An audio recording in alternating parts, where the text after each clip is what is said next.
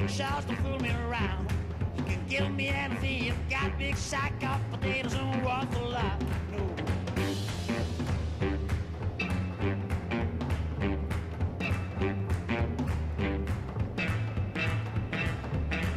Ran my distance at a sound. Stole from a cuckoo's nest.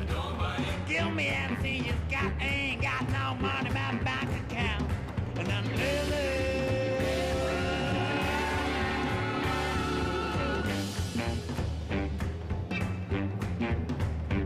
so you have the hottest stuff in town. Big shots to fool me around.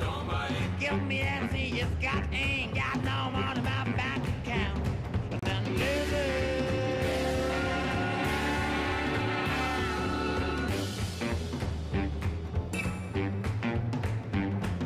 why don't you buy my thing?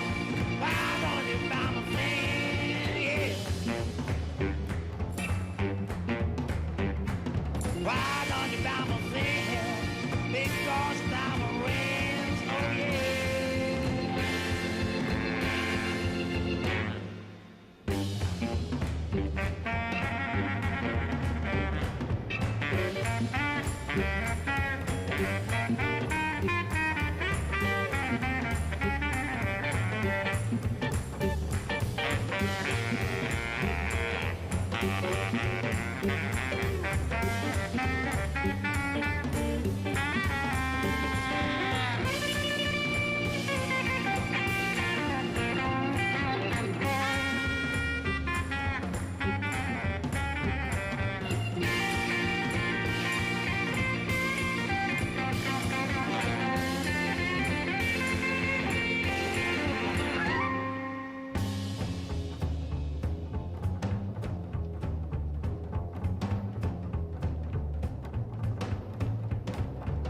I don't buy it. I don't buy it. No, I don't buy it. I don't buy it. No, I don't buy it. I don't buy it. I don't buy it. I don't buy it. Why don't you buy my thing? Why don't you buy my thing? Yeah. Why don't you buy my thing? Because diamond rings, oh yeah. Hey guys.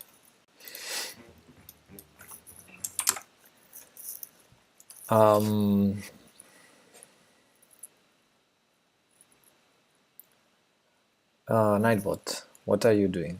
Why are you mean? Okay, let's have some fun. Solana, I have been playing a correspondence game that we started on my... You started two weeks ago on my stream, a correspondence chess, and you finished today. Nice. Take a look. Yeah, why not? Who won?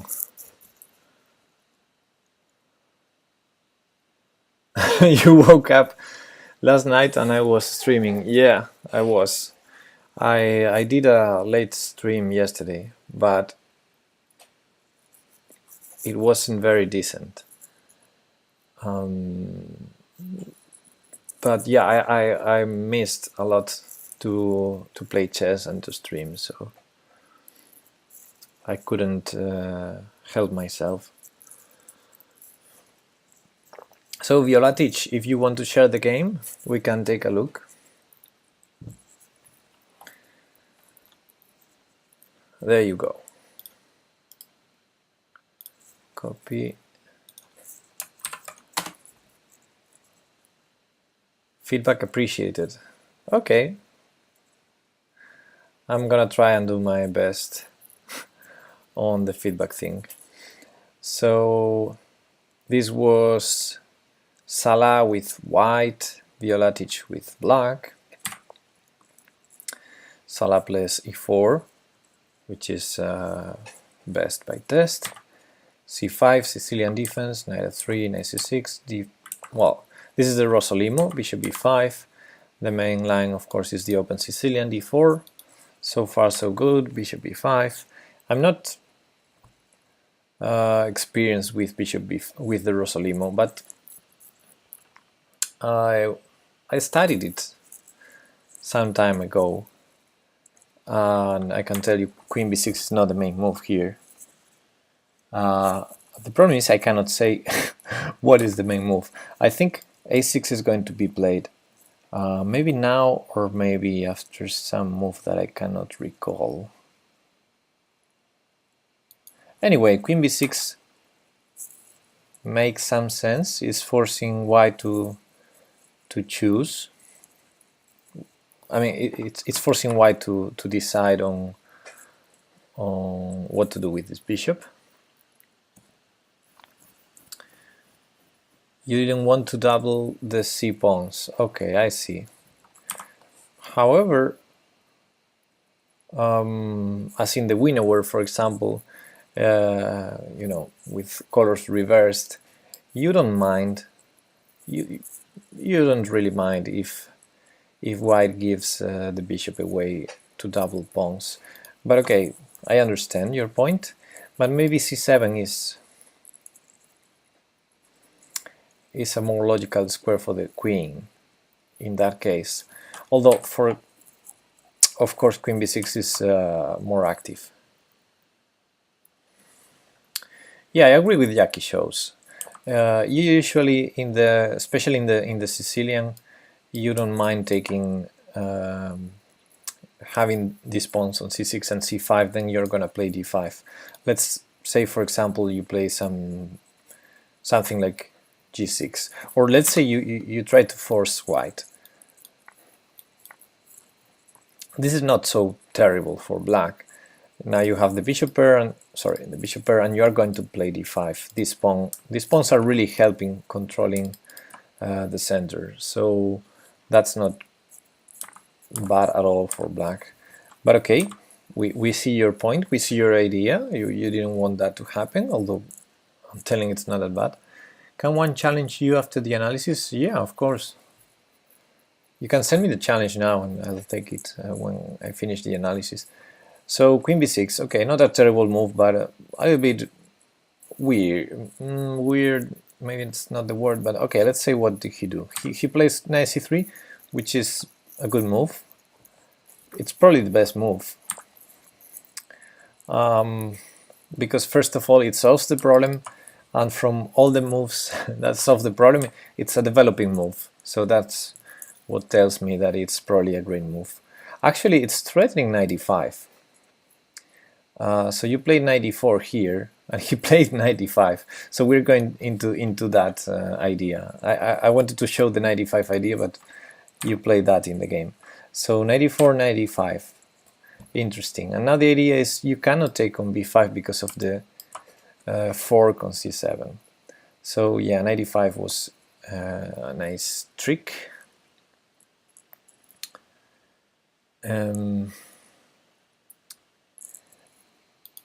But maybe there was, yeah, this knight e4.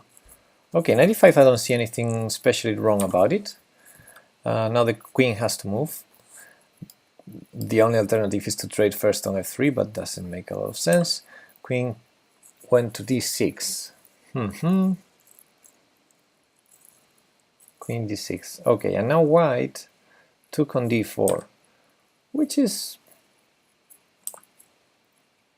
it is a move. I mean, I don't think white is in any danger, so probably just castling could be also okay. Any move like d3, c3, any move, because so knight takes d4 wasn't forced at all, but I guess white decided that this pawn could become a target at some point, and it can. Now you have double pawns, which you were trying to avoid, but good news is this pawn is really annoying for white.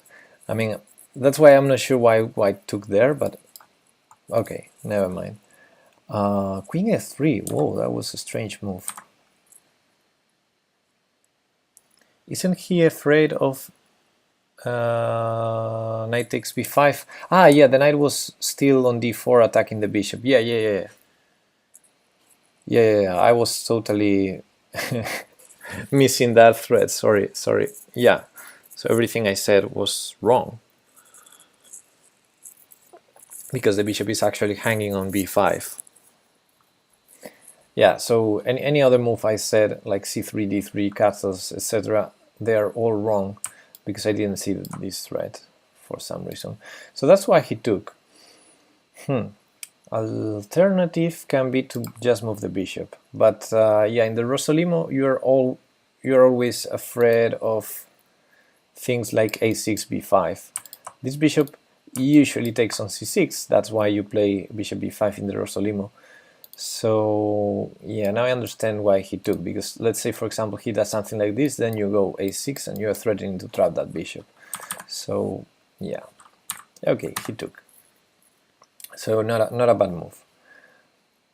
Now queen f3 is a little bit strange to me. What's his idea?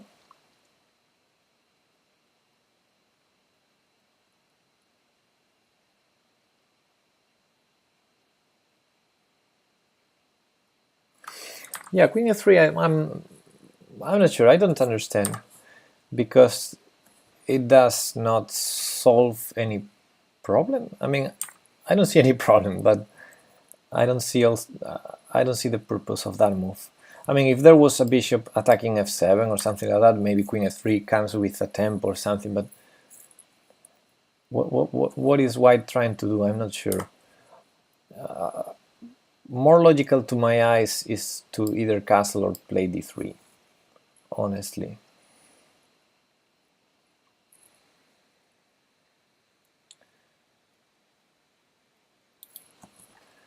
But okay, queen f3, maybe it has an idea, but I don't see it.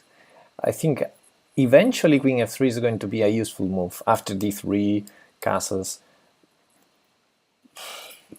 Maybe.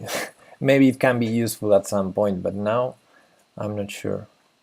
Anyway, can white fianchetto bishop on b2?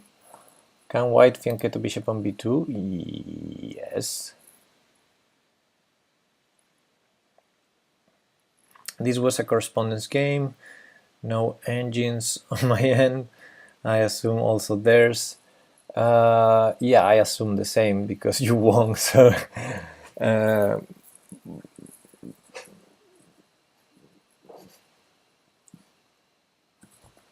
yeah, I don't expect queen f3 to be the first move by an engine.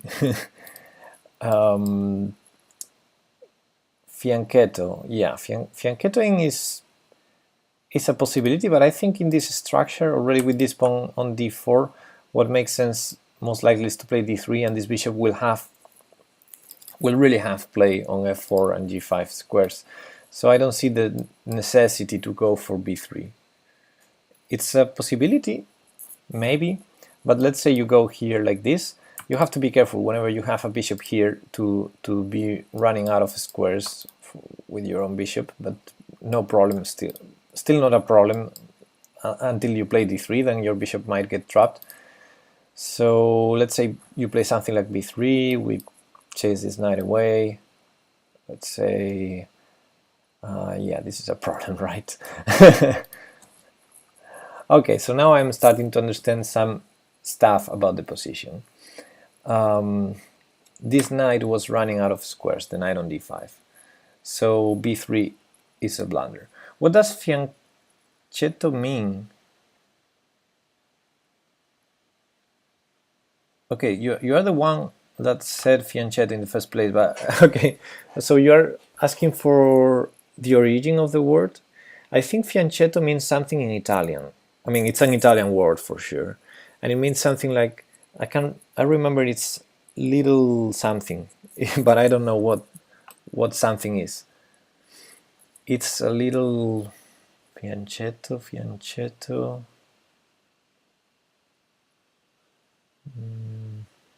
Yeah, I don't know the translation, but we can look for it.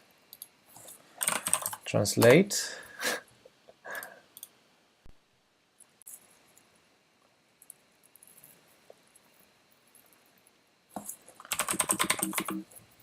Try to write here.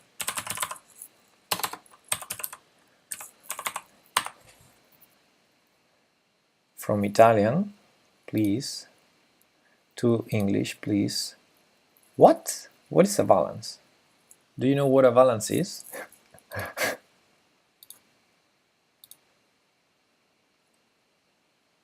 Now I need to search for balance to understand what is this. Let me translate to Spanish. Docelera? I don't know. I don't even know what this is in Spanish.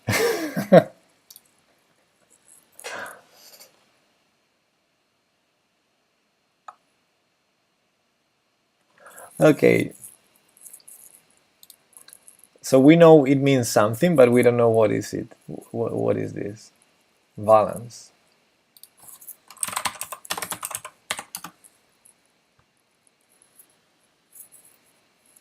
Docelera. I don't know what does it what that is. Bed skirt. Ah, yeah, docelera. Yes. Use below a bed to conceal supports or clutter.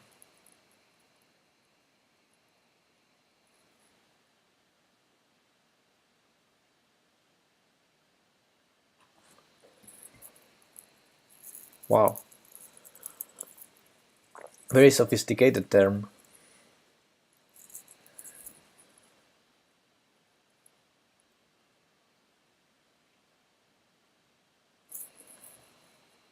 So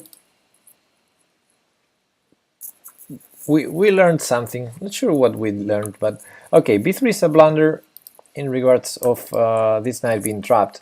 So now we might understand Queen F3 as a way to not lose this knight. So main threat by black was to trap. This knight is running out of squares. So Queen F3 definitely not the most logical move to my eyes, but at least the knight is not lost after Queen F3. So Queen F3 makes sense. B3 would be a blunder. But D3, for example, so castles would be a blunder because this knight is trapped. But what about just D3, defending F4, so if E6 happens, the knight has a square. Yeah, probably makes more sense to develop pieces than to develop the queen. But okay, Queen F3, not the worst move. It solves the problem of the knight. And now Violatic plays Knight F6. Knight F6, allowing the trade of knights. So you didn't want to double pawns on C6, but now you're allowed to double pawns on F6. What is that knight doing on D5 anyways? Well, a knight on D5 is great.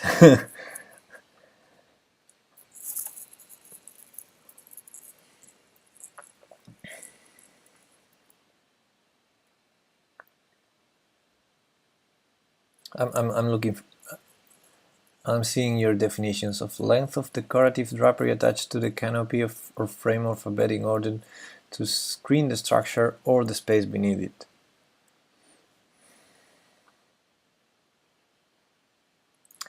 You don't want to lose your rook. Okay, so I think here I would probably consider e6 instead of knight f6. The thing with knight f6 is, let me see, he didn't trade, but if he trades, you're gonna double pawns on f6 no matter what. Even if you take with the queen, you end up doubling pawns, which is not the end of the world, but it's strange because you didn't want it on the other side of the board and now you allow it here. However, if this knight on d5 is annoying, and I think it is, I mean, if I have to name the best white piece, it's probably this knight, then I think I will consider e6 instead of knight f6. And you know, the knight only has one square, and that's not the greatest square for that knight. So maybe after knight f4, I would play, I don't know, some developing move. Knight e7 or knight f6. Knight f6 probably.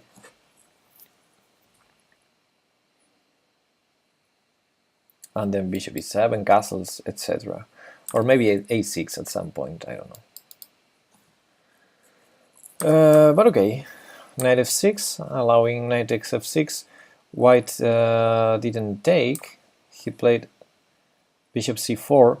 I think I would probably take, because Yeah, I understand White's mindset is like, okay, I managed to put the knight on d5 with a tactical trick, then I managed to keep my bishop on b5, I managed to put the queen on f3, so White is playing like, I'm gonna keep the pieces active there, but yeah, the chance to double pawns, I think that was a better chance, a better option for White. Because after bishop c4, now you trade, yeah, and now you play e6, and now White is not very active. This bishop is a little bit killed with this pawn structure you have, and I start to like black a lot. This pawn, now you have more space. I like your position, I really like it. b6.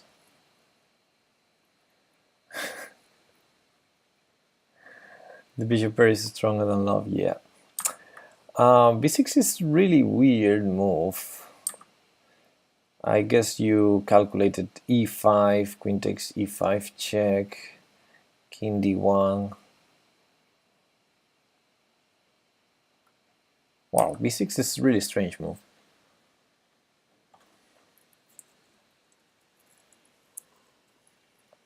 Fianchetto means lateral, on the side.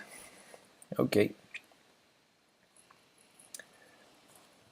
What I would play here probably is bishop e7 to castle the next move. Like, I don't see any problems at all for black, so I would just continue with the normal plan, develop pieces, castle, and then I will do something. But b6 is like, ooh, what are you doing? Okay, I understand. e5 runs into queen takes e5 check, king has to move. Now you have a tempo to save the rook. Maybe rook b8, maybe d5, I don't know.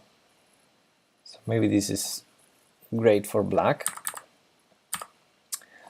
But if he castles instead, which he didn't, I guess your idea, because now he's really threatening e5, I guess your idea was bishop b7 here, huh? Makes sense, yes. Although e5 still possible. Bishop takes f3, pawn takes, the bishop has to move somewhere, and there's no bishop f4, so this pawn is lost. Okay, this is not good for White, so probably d3 or something like that. And okay, this is a probably equal game. But it's strange to play b6 and allow this type of ideas. Maybe you calculated everything. I would just probably keep developing and castling. You know, it's something weird is I'm analyzing a correspondence game, so I'm doing a quick analysis here without the engine. It's a fast analysis, and you played a correspondence game, so I'm expecting you to have thought about each move much more than what I'm thinking, so I might be doing some stupid commentaries at some point. Like, for example, b6 feels strange, but maybe you calculated everything, and I'm not going to calculate everything now. Okay, according to the evaluation here in the analysis, because you already analyzed the game, according to the analysis, it's not a blunder, so it's a move. By the way, let me go back to the big board view. Okay. Now he plays b3. Yeah, now I would have played d3 or castles. It's strange. Sometimes when I watch at games by lower rated opponents, for example, when I analyze games by Quartillo, and this happens a lot, that they delay castling.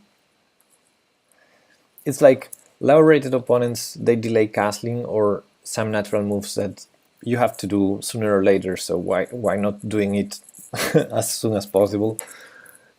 They delay castling, for example, and then I see more stronger players than they castle ASAP, and then much stronger players, they also delay castling, but because they know what they're doing. In general, I think it's much safer to castle the sooner you can, and I don't know, developing. Are you analyzing viewers' games? Yeah, in this moment I'm analyzing a game between two viewers actually. Okay, anyway, b3. Maybe white has the crazy idea of playing bishop b2 and castle long. Maybe. G6. Okay, G6. Interesting. So you're trying to, now that this diagonal got opened, place the bishop on G7, makes some sense.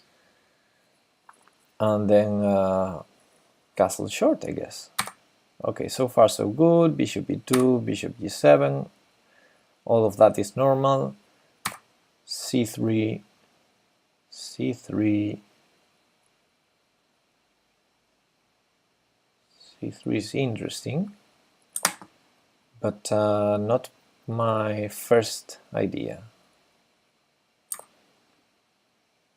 So what white is saying is, okay, your pawn on d4 has been annoying. I want to put pressure on that and remove it from there. That makes some sense. But again, white is playing without castling.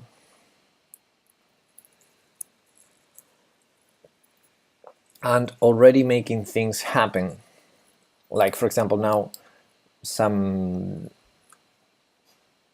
things can get opened, and I'm not sure about doing that sort of thing with the king still in the center. Still, I don't see anything terrible for...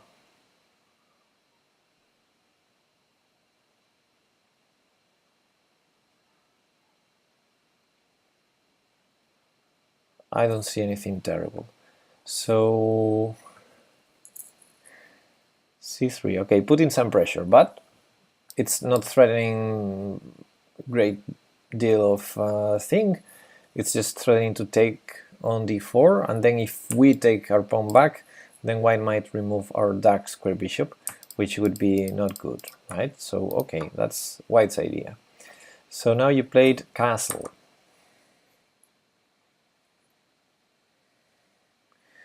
Hey Bratishka, well, Lashet Jane, yes, you can send.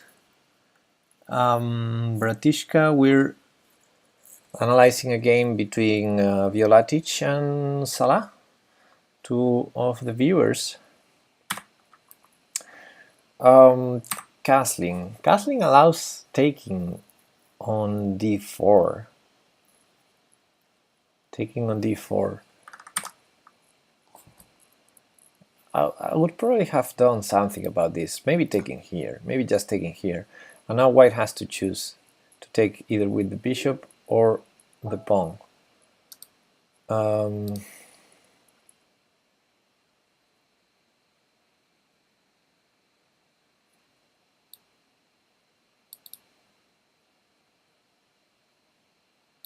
then we can choose... no, here we cannot choose to keep this bishop. Well, we can choose to castle, but we're allowing the trade. We can never do this because of this and this hangs. So we cannot prevent trading bishops. So we might try... Yeah, we can play here this. Yeah, this is an interesting situation because I would love to keep this bishop. But I think after c3 we cannot keep it if white doesn't want. So yeah, that's not good. Anyway, after castling, we allow this, which Salah didn't do. But now, if you want to regain the pawn, you need to give up the bishop, the dark square bishop, and let's say castles, for example, that gives up a pawn. Oops, sorry, that was a mouse slip. This is interesting. I guess we need to play something like rook somewhere first. Let's say rook here. Okay, this would be a different game, but without the dark square bishop, which is not something I would love with black. Anyway, Salah castled also, yeah. So you castle to try to save the bishop, okay. Yeah, the problem is this: he can take here, and now if you want to keep the bishop, you cannot regain the pawn, as far as I see, unless there's something clever here.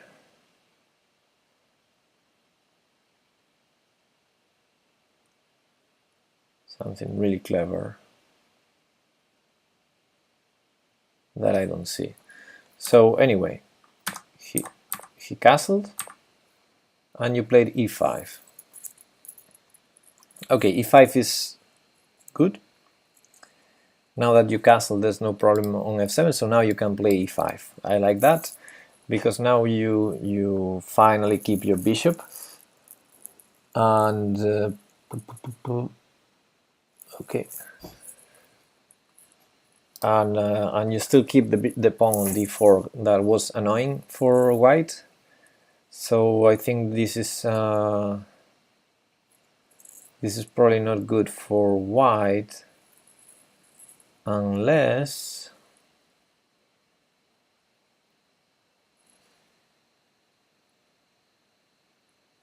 no. Yeah, actually e5 is, I think e5 is a blunder. I mean, e5 is awesome from a positional point of view, to keep this structure here, keep the bishop, keep the pawn on d4. The problem is a tactical problem here. Is if white takes here, you cannot take with the queen, of course, and if you take with the pawn, there's e5, and now that's a tactical problem for us. So yeah, Bratishka is also saying a4 with the idea of bishop a3, but I think c takes d4 was automatically good for white. It was probably winning a pawn.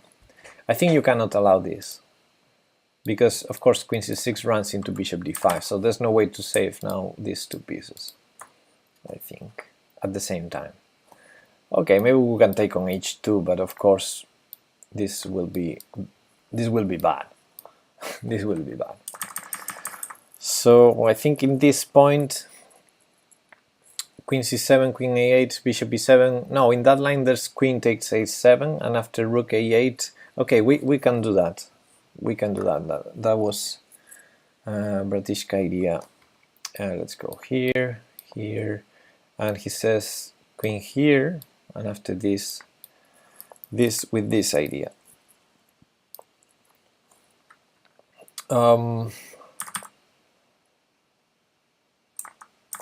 So let me see. There must be something here.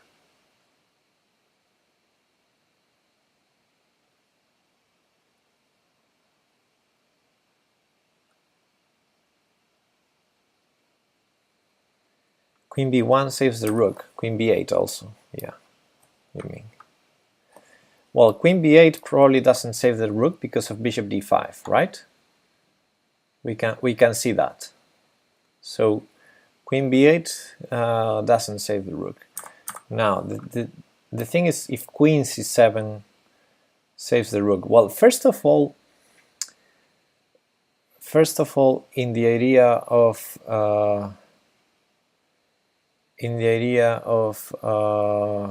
well, bishop a6, he says. Okay,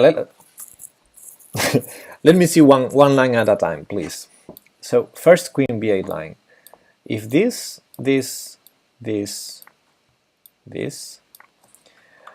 could be okay. The problem is after bishop a6 we just save the rook, and this rook cannot be saved. So queen b8 at least loses an exchange. I mean, bishop a6 is nice, but we just move the rook, and the rook on a8 is still hanging. So I don't think bishop a6 solves the problem. Now, queen c8.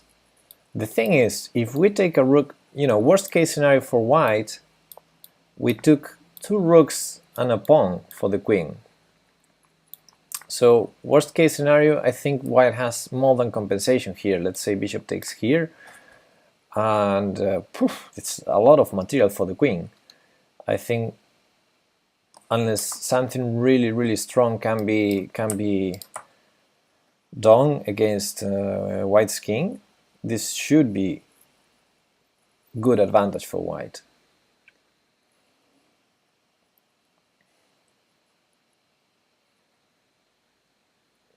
Two rooks and a pawn and 2 bishops. Yeah, it's 2 rooks and 2 pawns at the moment. Bratishka says d6 and queen c6. Yeah, I mean, probably black regains one of the pawns. I don't discard it. I mean, you can regain a pawn immediately with this if you want, but of course you will not play like this because this is immediately over.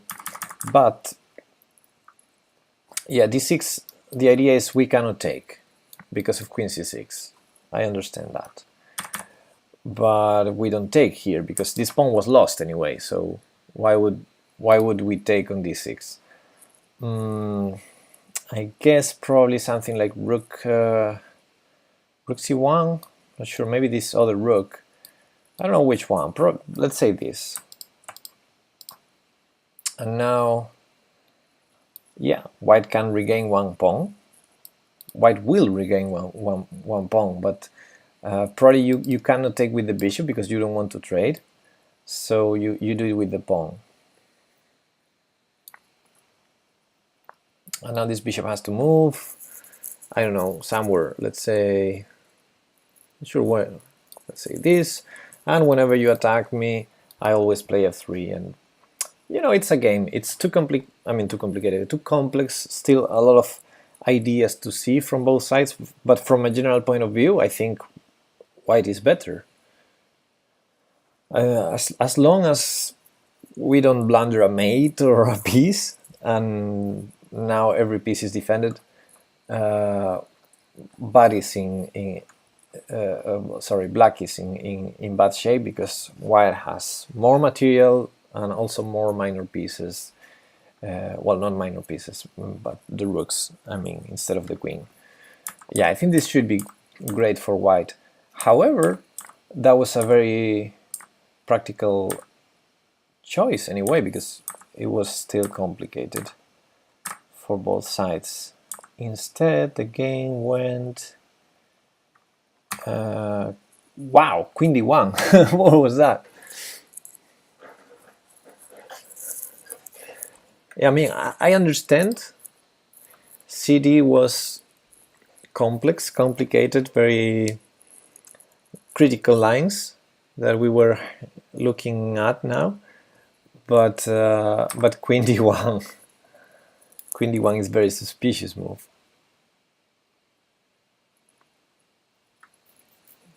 Makes not a lot of sense. Salah. Always retreat. Yeah. So queen d1 does. I'm trying to understand what was Salah's idea. It's a pity that Salah's not in the chat now. I don't understand the idea of queen d1 at all. Yeah, setting up for the next game, probably. That's the only idea. Or maybe Salah was thinking that whenever the d file gets open, we want to trade queens or something. I mean, queen d1 is very strange. Queen d1 is a very strange move. Maybe the idea is to play for f4, but if I want to remove my queen from here to play f4, I probably would go queen g3 or something like that. It's a deep idea. The queen is safe on d1. Yeah, but it's disconnecting the rooks, undefending e4, Uh, I don't know. It's very strange move. Very, very strange move.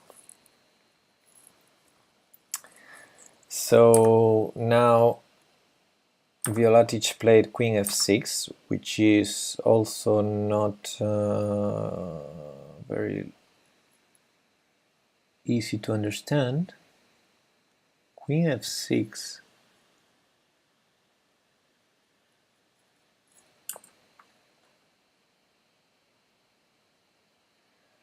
Well, I would probably have gone for bishop b7. I mean, the pawn e4 has just been undefended, so yes, you had a hangover.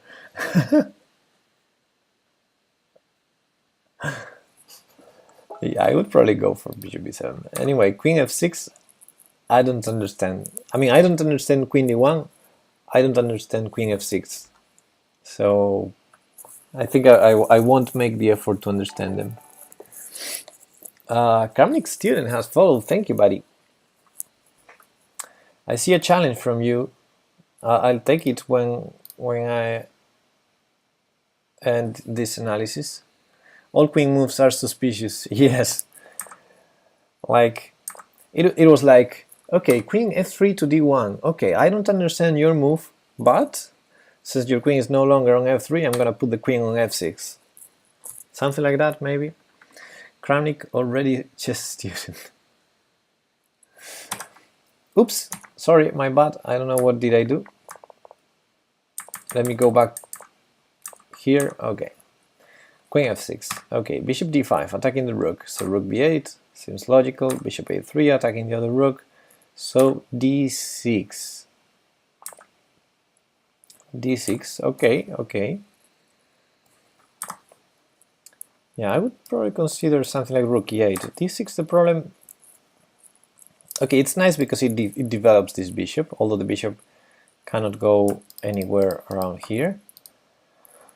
But now this is going to be a target for the rest of the game, and you're gonna have to put the queen on a passive square to defend it. Although maybe rook d8 at some point. I don't know. Anyway, queen e2. I wanted to block the activity of their bishop. Okay, okay. Makes some sense. It makes some sense.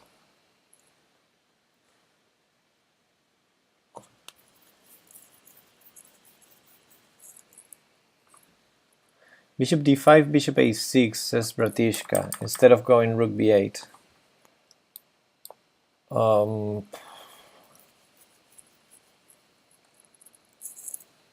Well, I wouldn't I wouldn't say that's an exclam move, but it's a move, yes. Not entirely sure which rook was better. Let's say we take here. Let's say black takes, because maybe this is an exclam, but let's say we don't give up the exchange, and then we go back here. The bishop has to go back somewhere. Let's say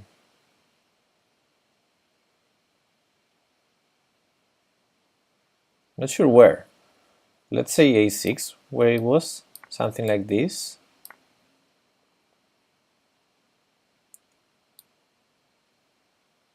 Who's better and why in this type of position? I mean, this bishop is awesome on d5. So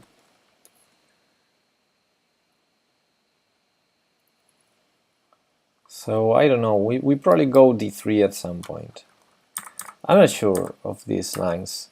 They have to be considered very carefully, because sometimes you can get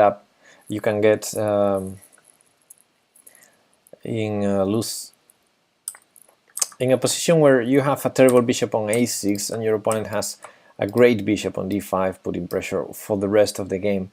And I'm really worried when I trade rooks in this case, but when I trade a lot of pieces and the pieces remaining are much better, the ones of my opponent, than the ones I got. So yeah, bishop a6 is a move to be considered. It's a move that doesn't lose material, but to to see the difference between bishop a6 and rook b8, I would need to sit on the board and think for like 20 minutes. And we were trying to do a fast analysis, and it's already taking a lot.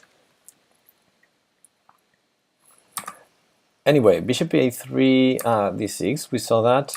Queen e2, with the idea, I don't see the idea, because there's no queen a6. Queen e7 now.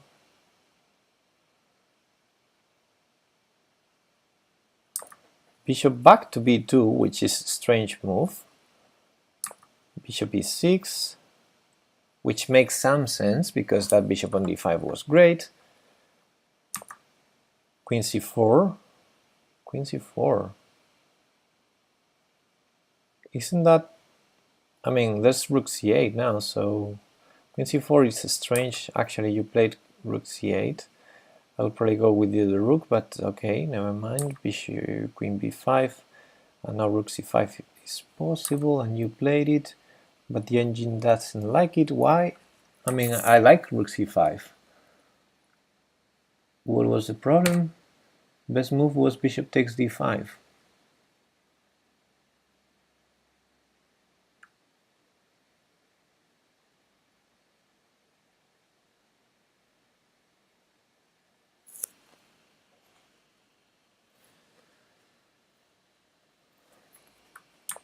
Okay, I'm not sure what the engine sees there, because I like rook c5 move, but the engine says bishop takes d5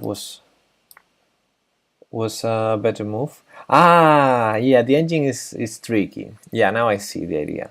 The idea is you have to take with the pawn here, because if you take with the queen, there's rook c5, and the queen is trapped. Yes, exactly. The engine wants to take the bishop first because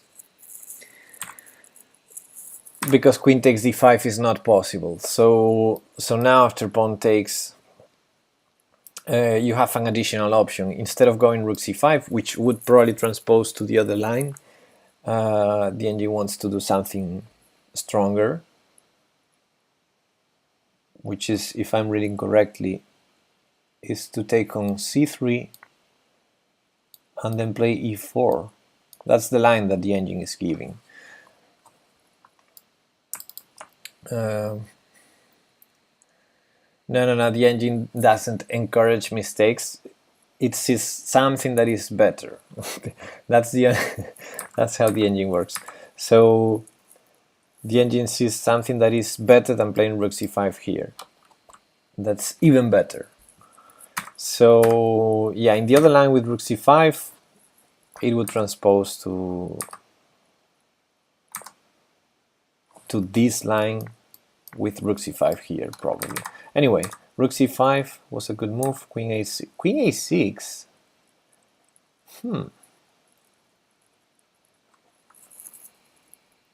Queen a6. I'm not sure that queen. What is that queen doing there? Now you can take on c3 and then take on d5 a pawn.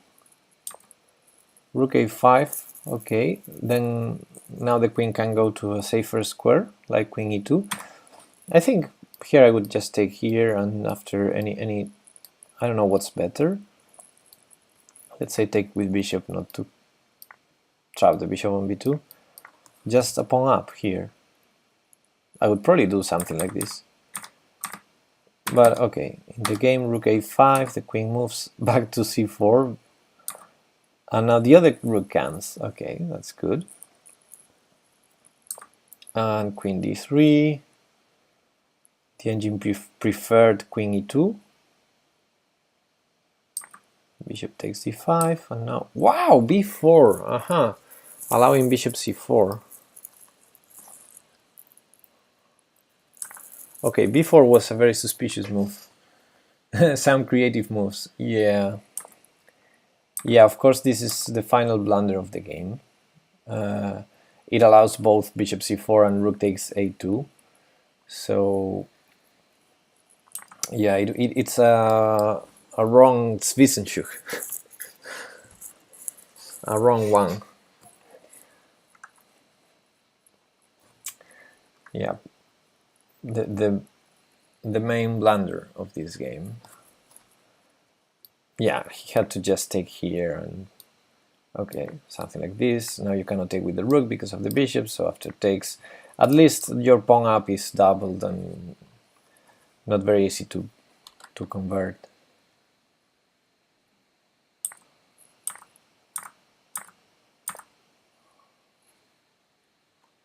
Take on d5 by rook, not bishop. That's your idea, okay.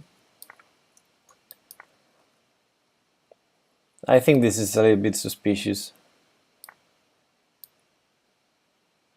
This has to be a little bit suspicious.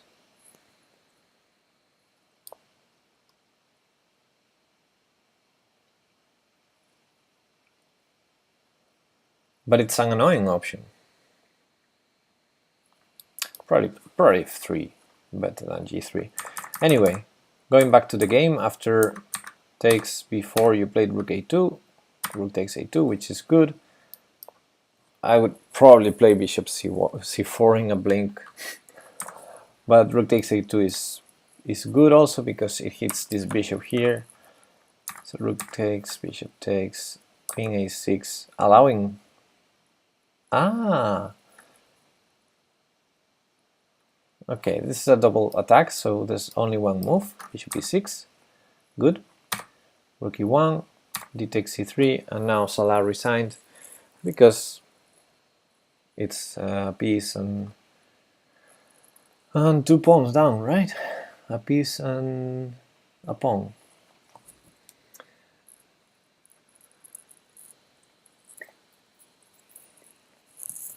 Okay.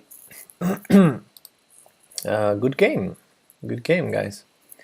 And I have Lachette Jane sent another game.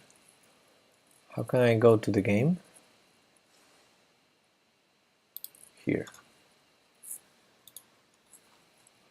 Okay, I'm trying not to take a long time. That was more detailed analysis than I expected. Yeah, that was also more detailed than I expected. So I have a challenge by Chronic Student. Let me go through this analysis a little bit faster than the previous one. This is a game between Raghab 281 and Lachette Jane with black. And e4, e5, knight f3, the Petrov defense, Russian defense, known to be solid, but they transpose soon with knight c3, knight c6 to the 4 knights variation. This is also very solid. d3, castles, bishop g5, everything's normal. Bishop e7, very safe approach. You know, you are pinning, I don't want any trouble. Bishop e7, because white is playing slow. Black has time to do this, so it's good. Can you, with respect to black? Yeah, I can flip the board.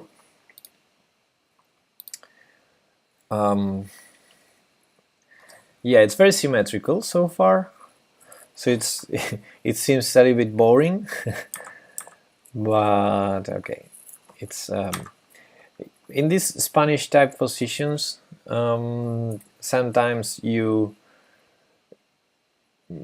this ping is a little bit annoying, but since white played a little bit slow, I don't see any trouble in going back to e7.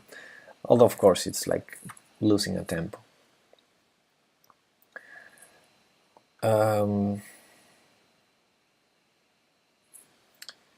King e4? What do you mean with king e4? Knight e4? Bishop e7 and next move knight e4. Knight e4? I don't understand your idea. I don't understand Bratishka Reshikov, because let's say you castle, which he didn't. Knight e4 doesn't make any sense because this defends the bishop. Also, this works for white, so I don't understand knight e4. d5. d5 is your idea? What? Ah, so you're seeing this typical trick of this, but this is wrong here, I think. Yeah, probably, or not. It's wrong or not. Huh. Let me see. Well, you have to calculate all of this. I guess knight takes b2 is only move.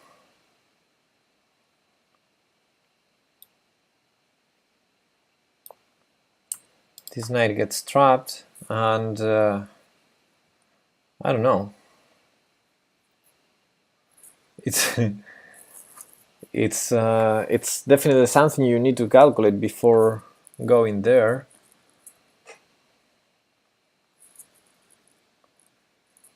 b5, says Bratishka, to try to get the knight out.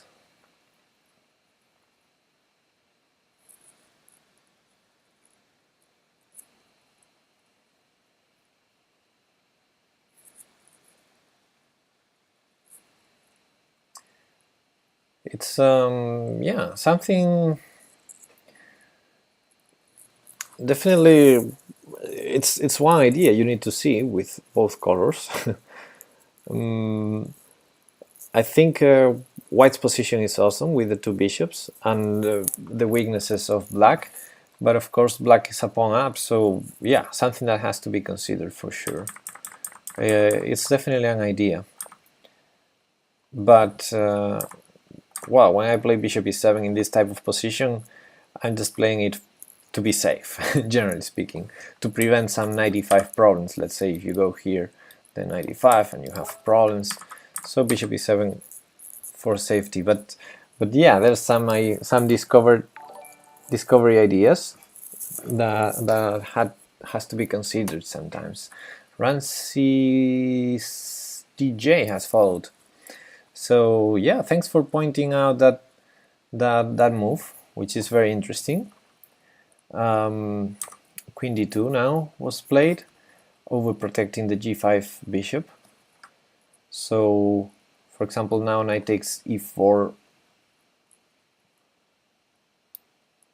would probably run into knight takes, and if d5, bishop takes, knight takes, and this is just trading stuff. So, okay, it's possible, but d6 was played, safer, h3, queen d7, strange move, queen d7, I don't see the point of it. It's a little bit strange, blocking your own bishop. Maybe we figure out the idea after a couple of moves. Long castle, knight a5. Queen d7 was a mouse leap. Okay, that makes some sense then. Maybe bishop d7 was the idea. I would consider moves like a6, typical a6 b5 approach, or bishop e6. But okay, knight a5, bishop back to b3. I guess bishop b5 makes sense. Maybe he was scared of something like this, and in the end you finally get to take it anyway, so maybe bishop b3 actually makes more sense.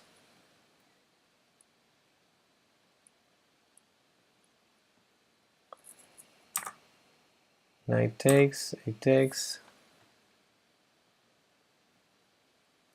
Yeah, I guess bishop d7 was the move, the intended move. Queen e8 might be not very logical either. He takes b3, d5, d5. Oh, doesn't feel right. So you undefend this guy over here, and you're actually also defending this. d5. I don't see d5 working.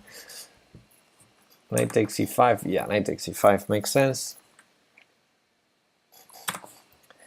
even this probably a good move, because then d5 is hanging. So yeah, I think both taking here and taking here are good. This is probably the safest for white, because white has total control of the position, but what he did is probably good enough. Queen d6, and now knight back to f3. Knight back to f3, maybe bishop f4, f4, or d4. A lot of interesting choices there.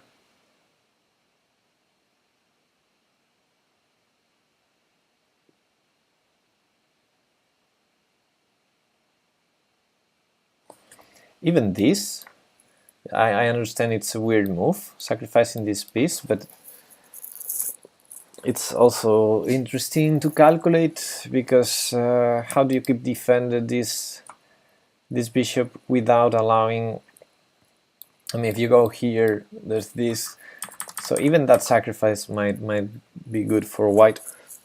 But okay, knight f3, de, bishop takes f6, makes sense, bishop takes, now knight takes. This is awesome for white, this is awesome.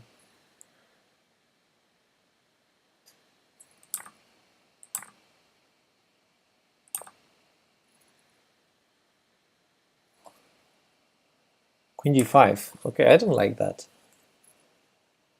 Let me see why. So white is a pawn up. White has a great position. Why would white go for the queen trade?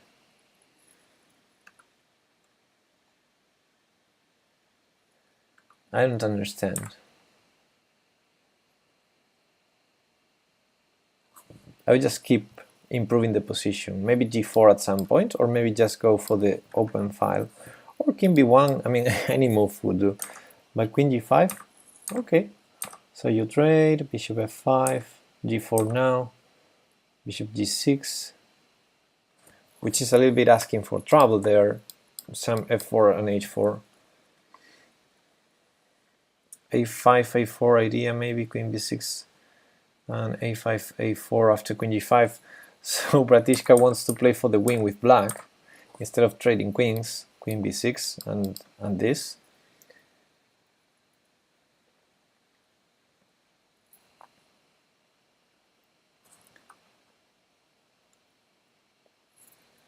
I'm not sure. I mean, it's an idea, but with the bishop on e6, I understand. But why not? Yeah, queen b6, I like it. Yeah, you attack f2, of course, but f2 is probably not a pawn that you want to take. I mean, I don't know, let's say I play here, you take here, and I go here. Then you have to go back. Let's say you go back here to start attacking.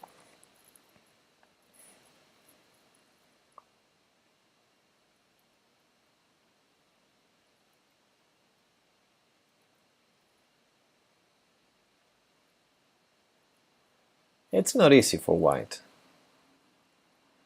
because this queen is really weird here.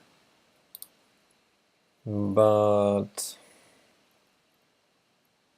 it's also taking a long time for black to attack, so probably white has time to build something. What I'm not sure is what to build, but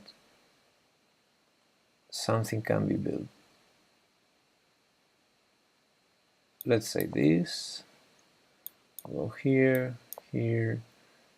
You probably take. And I don't know, this is equal material, has to be equal. So it takes. Probably very drawish. Good pawn structure for king side for black.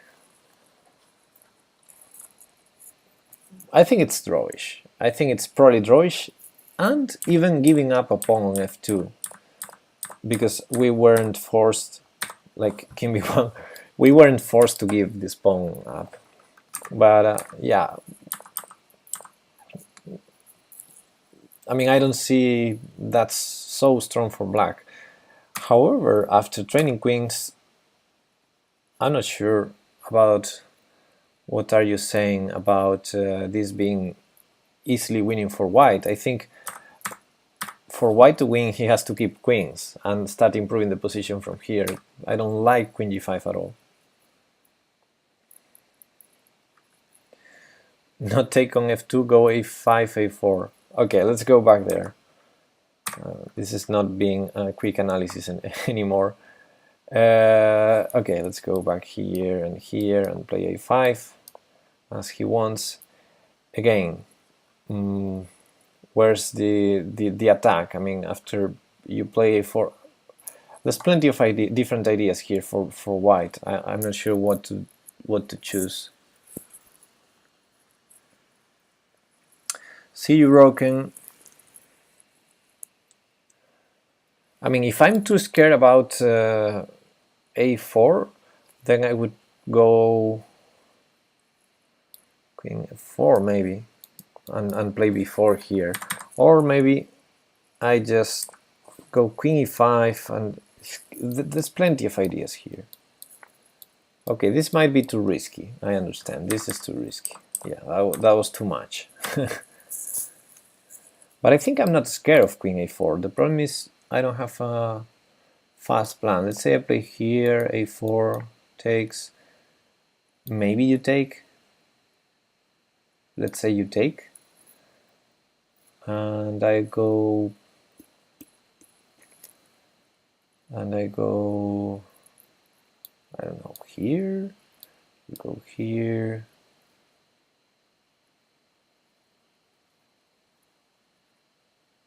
Yeah, maybe I'm asking for trouble now.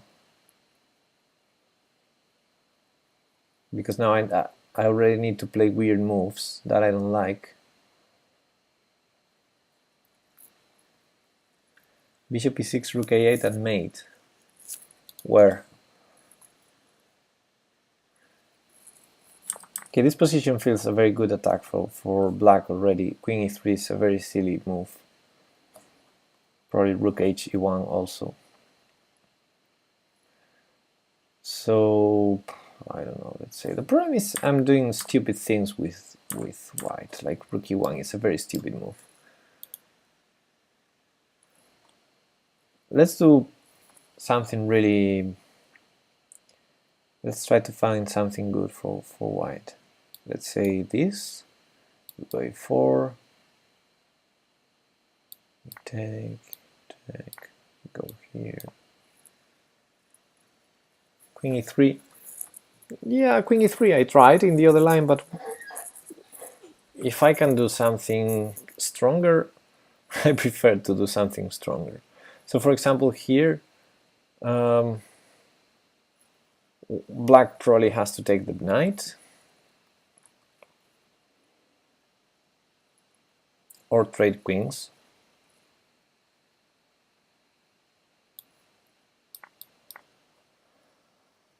And without the bishop, I don't think this is winning or anything. For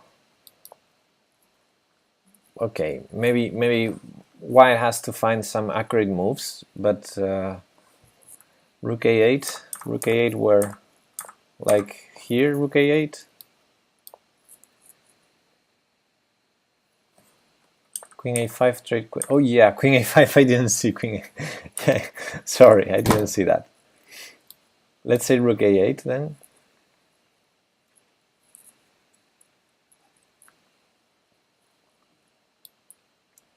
Yeah, I think I'm getting tired. I need to play. I've been streaming for quite a while now. I'm really tired of doing analysis.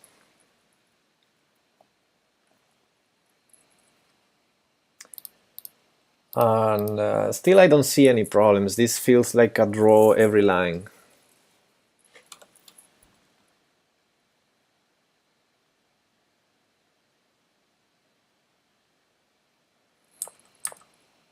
Queen b3 instead of check.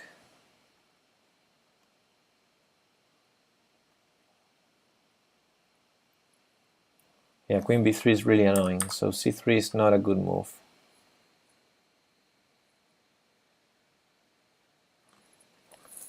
Yeah, I came here to play, but you guys are...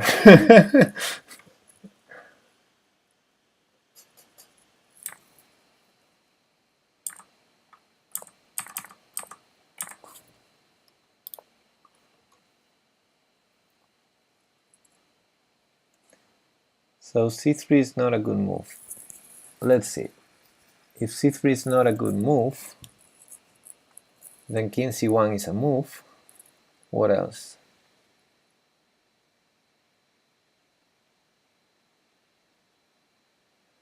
Yeah, the problem is I don't want to go deep in this because it's yeah, exactly, Lachette. This is very alternative line. This is like we're analyzing a line that is already 6 moves ahead of something that could have happened. So it's very stupid to go like this in an analysis, because what we're actually doing is I'm playing against Bratishka, a different game, not the one that we're analyzing. So that's very stupid. I mean, he made the point. Queen b6 was an alternative move. a5, a4 is an idea. That's enough. We don't need to go there. Now, I'm just saying what I feel in the game.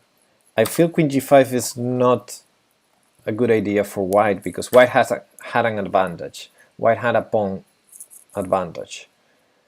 And I like black's bishop. I mean, bishop versus knight, pawns on both sides of the board. So after the queen trade, I feel black has very good compensation. That's why I don't think white has to trade queens here. I think white has to attack without trading queens. But I think white has to attack. Both,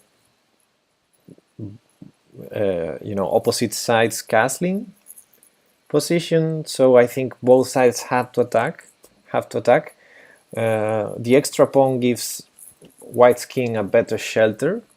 So I think this position is about starting an attack, not about trading queens. Trading queens, I think, okay, still can be a draw, but I think white was playing for more than a draw.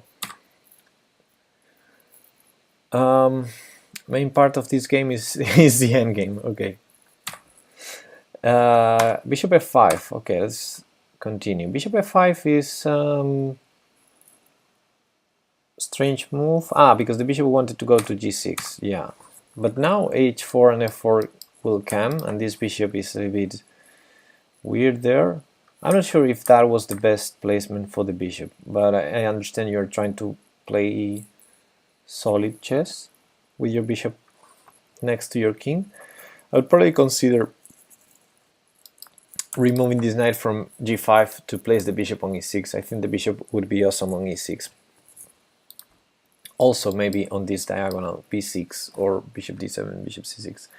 Anyway, bishop f5, queen b4 is what I considered, keeping an eye on the b7 pawn, preventing development, bishop, and also ability to switch queen to the king side.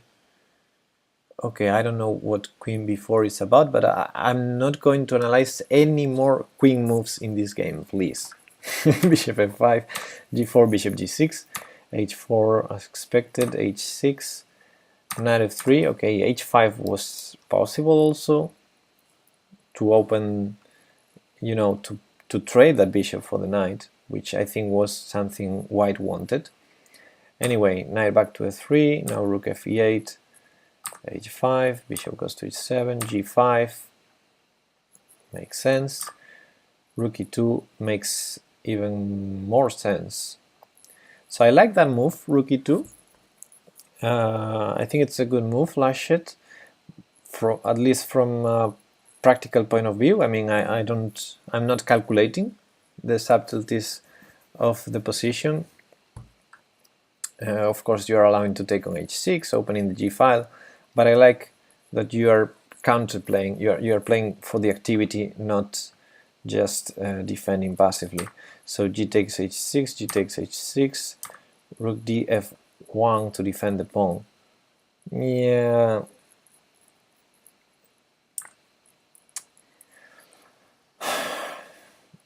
I'm not sure. A lot of options have to be considered here also. First of all, do we check first before defending the pawn or not? Secondly, is it good to defend it like going for a rook trade? Because what's is this bishop a good bishop hitting this pawn on d3? Maybe we can go for an endgame where the knight is actually a good piece versus the bishop. So yeah, it's complicated, and I won't calculate. Knight e4 attacking the rook has to leave. Check now, and king f8 not to be trapped on the corner, makes sense. Ooh, this allows c5 and rook e2, so that's probably not a good move. Rook d2 I don't like. King d2, sorry. Instead of gh, why not take f2 first? Well, that was an option also here.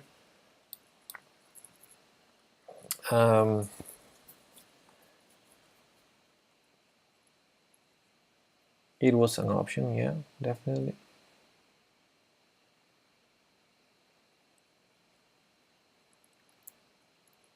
Not sure what's white's idea here. I'm thinking about knight g5.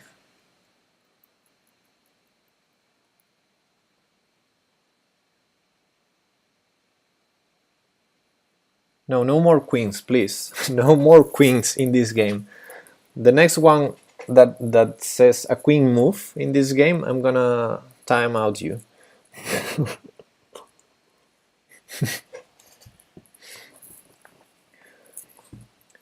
Yeah, taking f2 first, I think it's more than a good move. I think it's a good move. Maybe knight g5 was what you didn't like. I'm not sure. This is a pawn up for you, so I mean not a pawn up. You regain your pawn, but this is a great pawn now. So okay, but instead of that, you took there. He defended. As I mean, other moves, the check and rook d2, I would consider.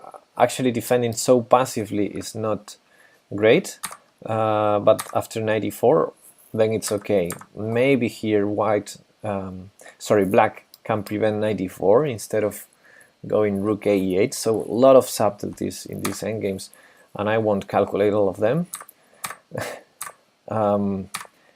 But king d2, I can see king d2 is a blunder. I mean, at least a mistake because of c5, and now rook e2 will come. So yeah, c5 played, knight there, rook e2 check, king c3. That king is a little bit strange now. We probably don't want to save the a7 pawn and allow these, but I'm not sure. Anyway, I would take on f2 also because rook e2 is coming, so makes much more sense than saving this pawn. He took the pawn, taking that risk. Now rook c1 has to be played, and king e7. King e7. Wasn't there any other move here? Some more crashing move?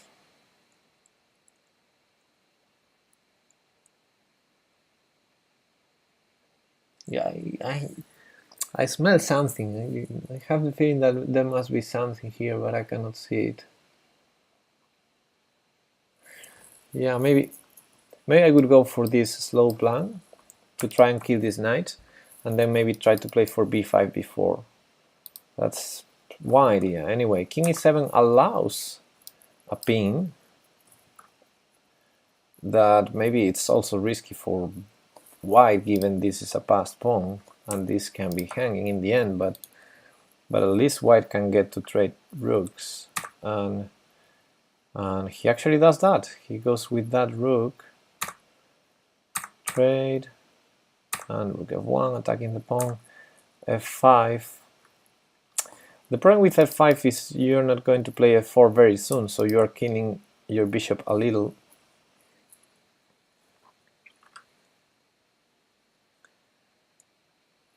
Knight goes out, king c6.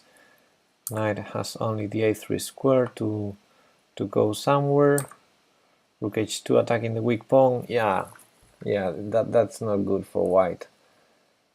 So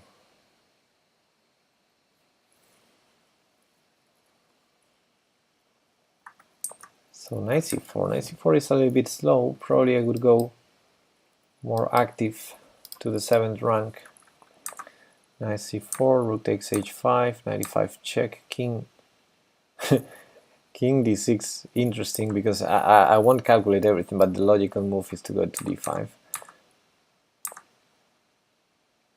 b6 defending, knight e5 now, rook h4 check. King has to go up,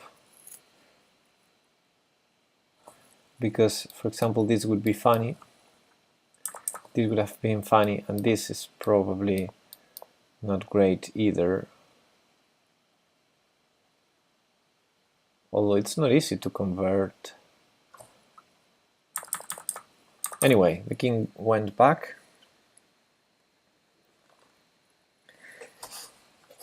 Now I would play b5 probably. Or rook h2 first. Anyway, h5, okay, going for that. Knight f3, rook f4 pinning, winning by pinning. Knight h2, yeah, but oh, okay, that's a winning endgame. I forgot to pin the knight in the coming moves. I immediately regretted as soon as I played it. Okay, I think knight f3 is probably not the best move. I understand white is in trouble, in deep trouble, but after this, white has to be lost.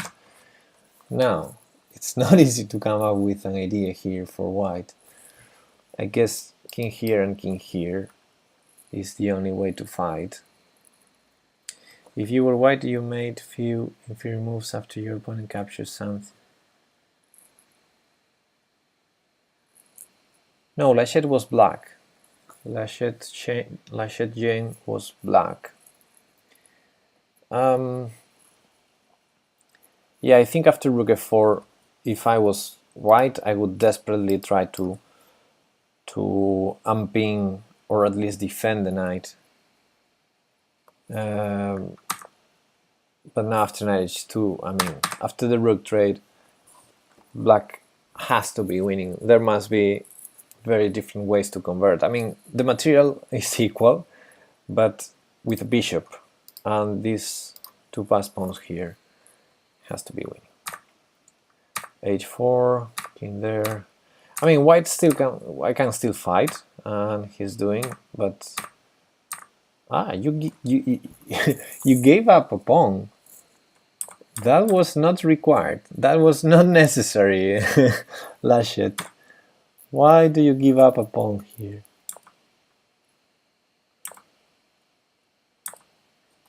Okay, this is so far so good, but here I would play bishop g6.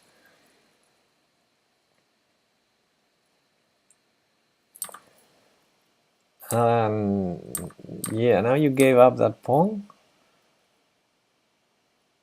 King g5 attacking, okay. So the knight.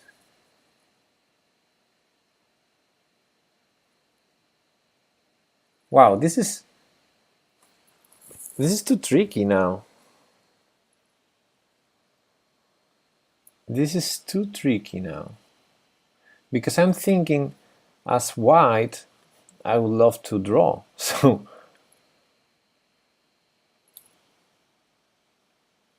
I would even consider to sacrifice the piece and go something like b4. The idea being to do this. No, but this is not good. No, this, no, I never get a draw there. Anyway, you're playing with fire as black.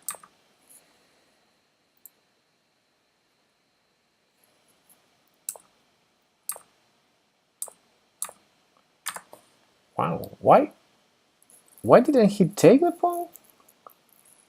I would have taken the pawn. If there's a chance to survive in this game as white. But he went here, And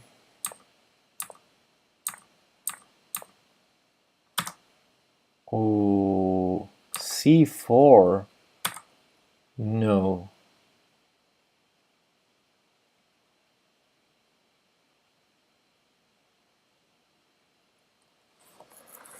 Okay, Lachette, Jane, I think you're not winning here.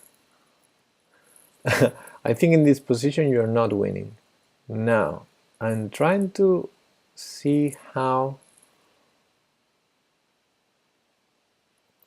Yeah, after c4 he's completely lost, but of course he doesn't have to play that. Now, what's the best? I'm thinking about two moves, taking or b4. No, b4 immediately loses also.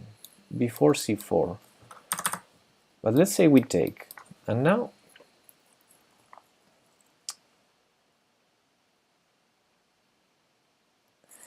yeah, I think we can go b4.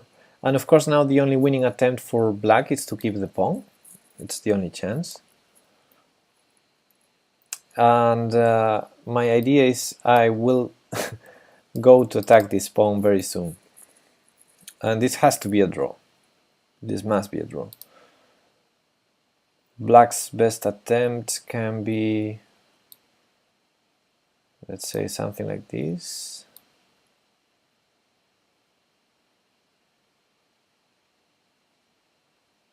Maybe that's a good attempt.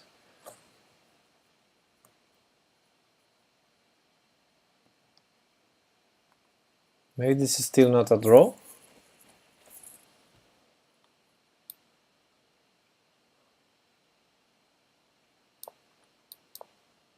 Something like this.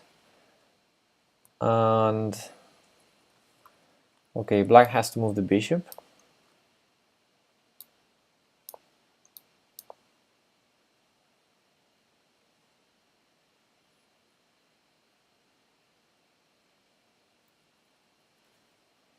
And I need to spend a tempo with white because I want to reach this square.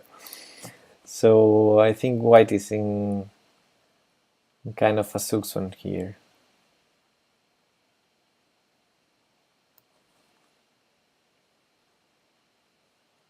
Because the problem is after this, black plays this. Otherwise, let's say black plays something like this, then this is probably a draw. Probably. Not sure, but this is probably a draw. Yeah, I think this has to be a draw. We keep our king on these two squares, and we're gonna remove this as soon as the bishop defends. We have b7. So this would be a draw. The problem is after this, black goes here, and I'm not sure why. Oh, we can go here. We can go here anyway. Yeah, this has to be a draw.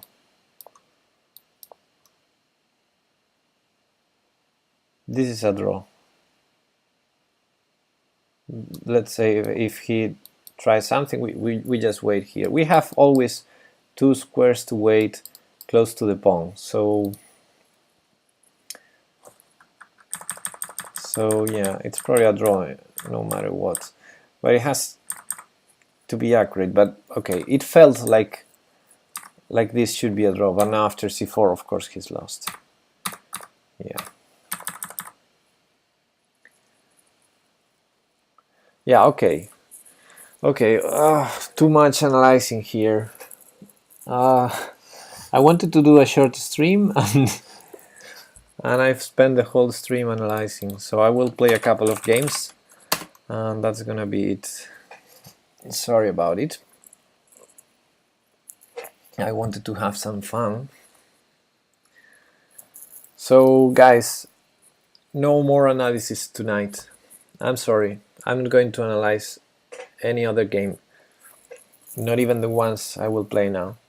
I'm gonna take the challenge by Kramnik Student and I'm gonna try and play some chess. Hopefully I can still play some chess. Sicilian, okay.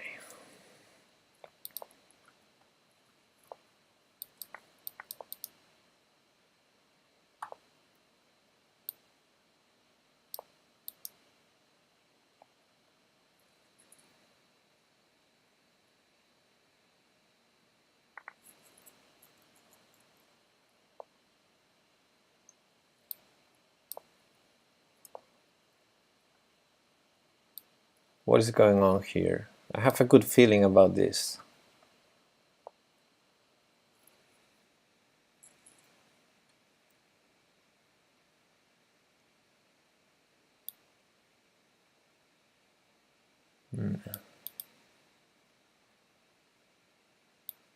Yeah, let's do it.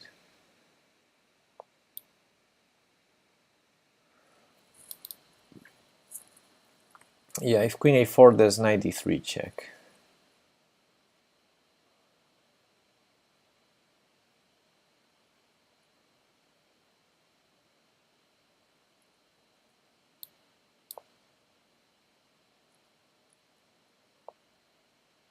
No.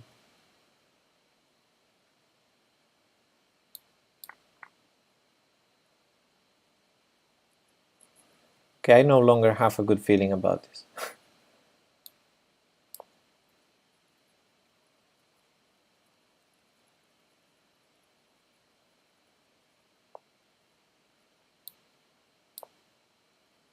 Expected knight g4 instead of knight g6.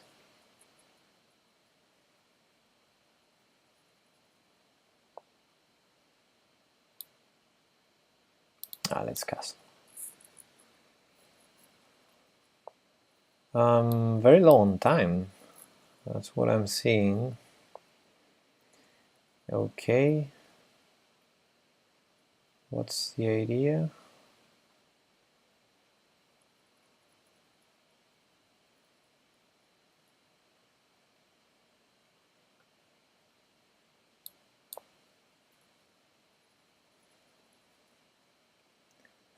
Hitting this, threatening some checks. I think I'm gonna take the pawn. Why not? I don't see any huge trouble. This is still defended.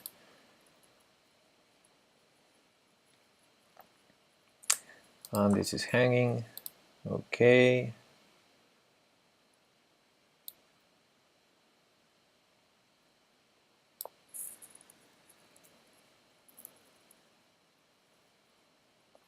This king is not the safest. I gotta sell. I have to say that. It's not the safest king ever, but I don't have any good ideas.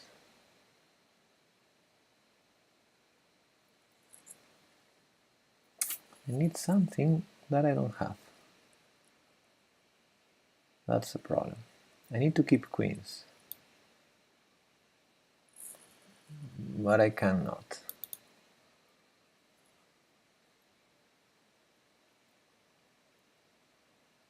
Well, I can, but I had the feeling that there was something much better than queen b6. Anyway, position still has to be great.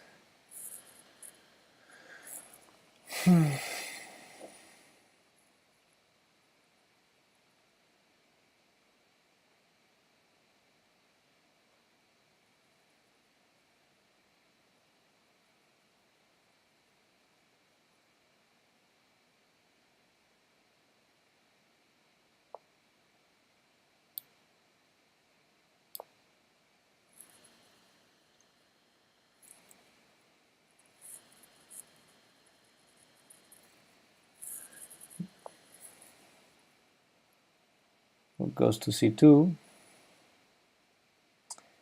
and now I wanted to go here and give up that pawn. I'm not even giving up a pawn. What am I saying?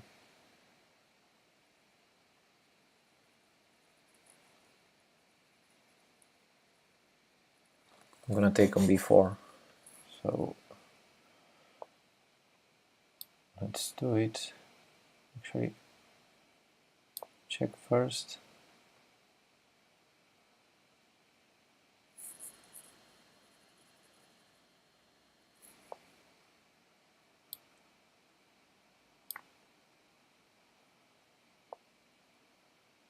What is that?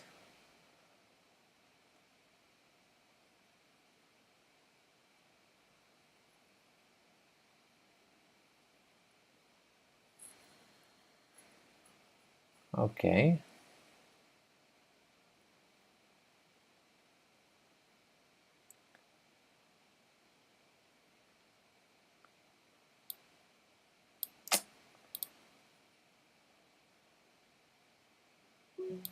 I need to play. I need to move faster. So let's go for this. It's not the best, but it is a move.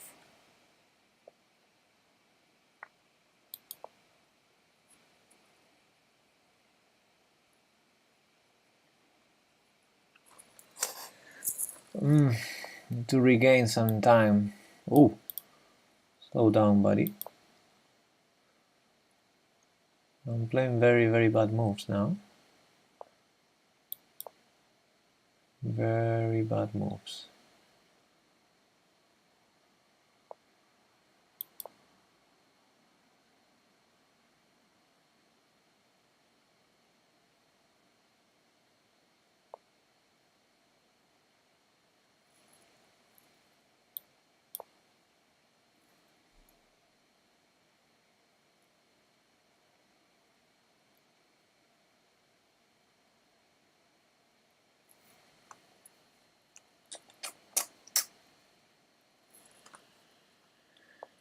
Hey Milos, how are you doing?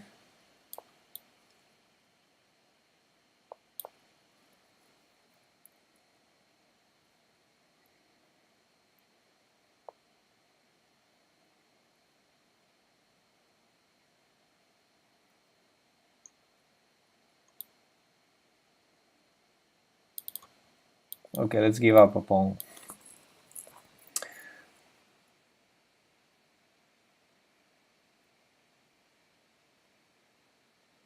Very suspiciously.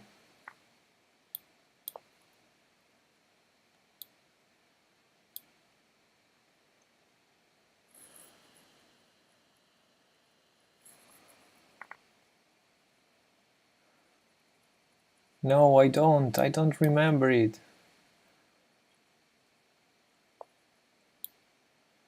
I don't have time for that.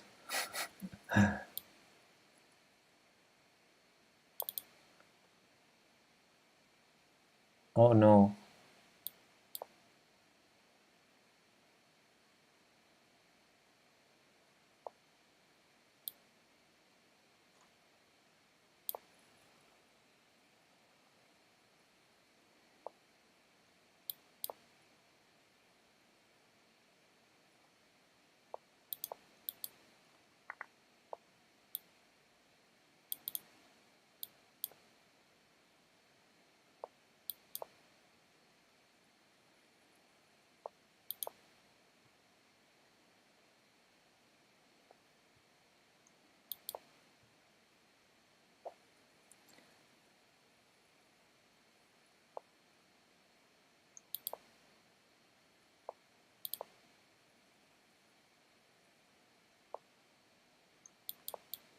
That has to be good for me. Good game, Kramnik student. You managed to complicate things.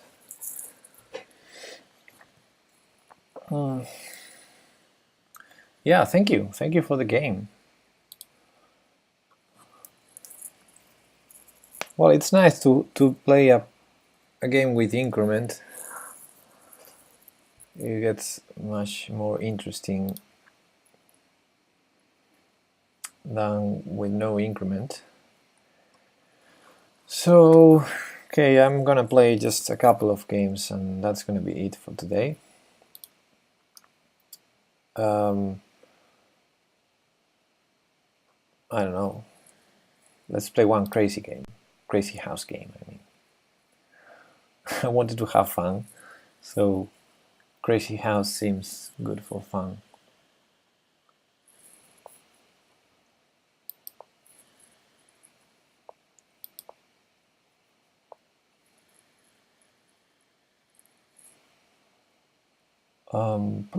What to do now? I see what he's trying to do. Well, more or less. I don't want to play a6, but okay.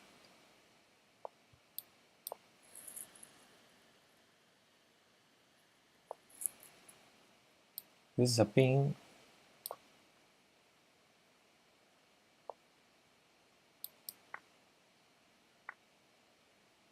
I'm on a castle. I have a bishop, he has a knight. Let me develop.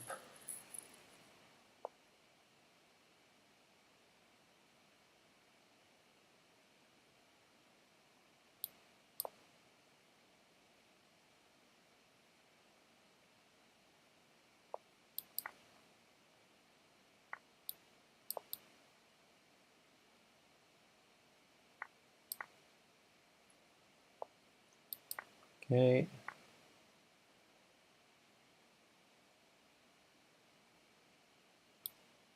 Let's go.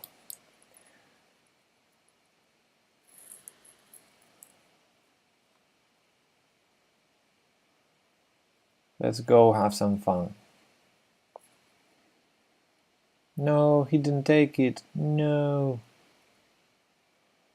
Why don't you take it? Why don't you take it? Let me take it. Resigns. Yes. It was just a queen. Maybe you can still hold. Okay, and he left. What do we have? King of the Hill. Atomic. And more Crazy House.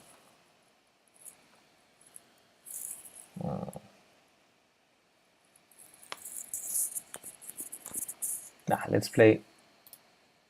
Sorry, let's play some bullet.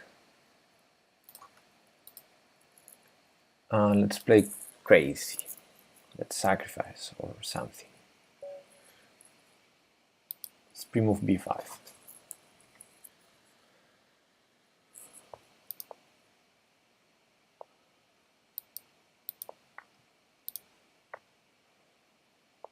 I need a crazy move. I need a crazy move. Hey!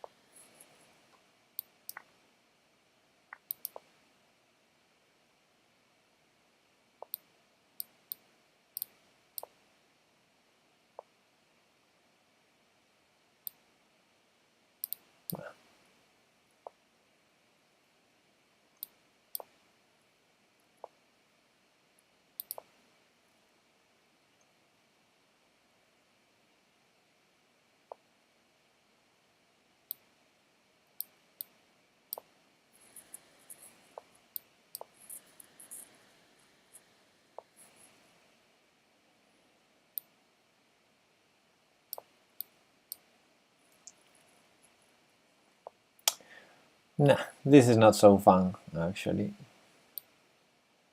This game is not so fun.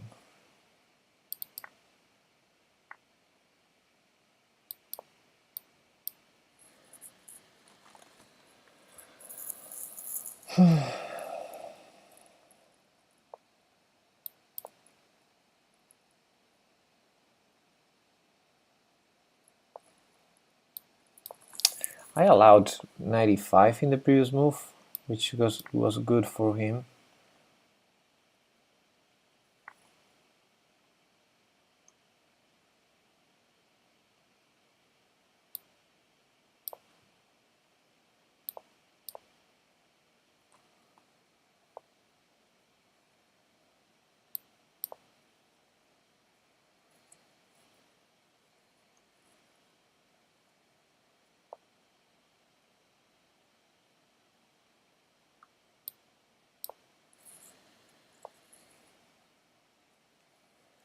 Now what? Now what? Did I blunder? Yes, I did. So I did blunder. Still not the end of the world, but very close to it. Very close to be the end of the world.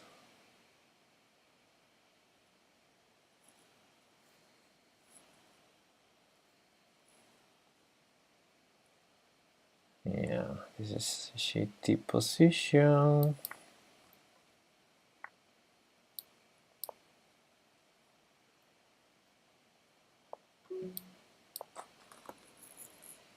I'm gonna lose, guys. I'm probably... what?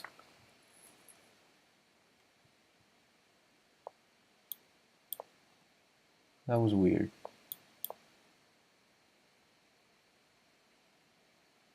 Time is a bitch, though.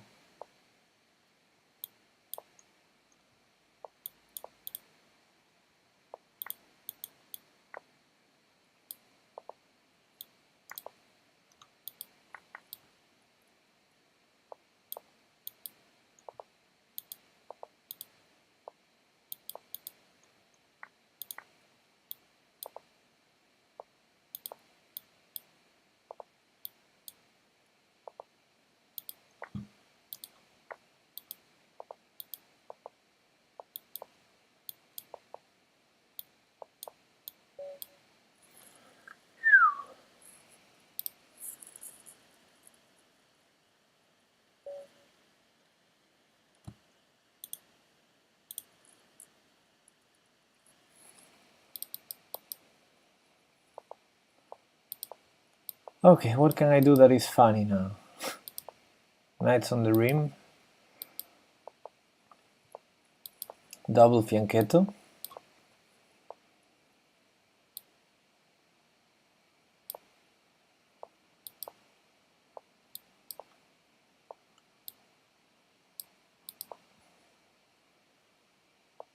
Lots of pawns in the third rank. It wasn't Nightbot. It was me. I banned him.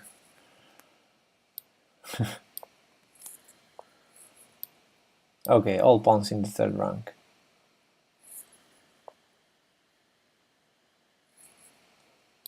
Now what?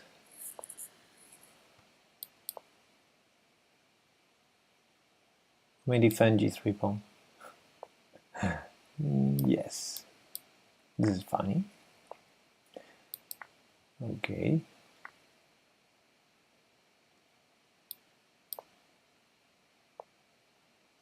Woohoo! This is crap. This position is crap. Which is exactly what I was looking for.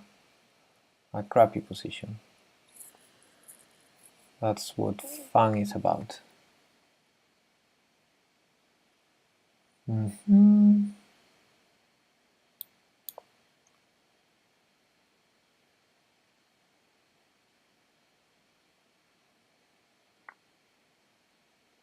I didn't expect that.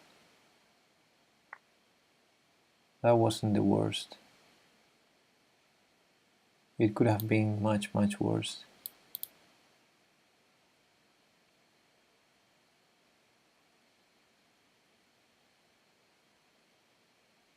However, I don't know what to do.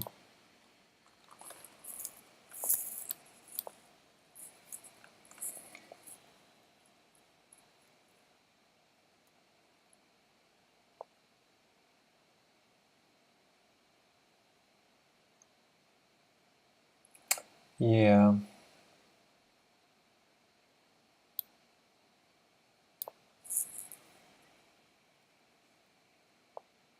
Oh, he didn't take on g3.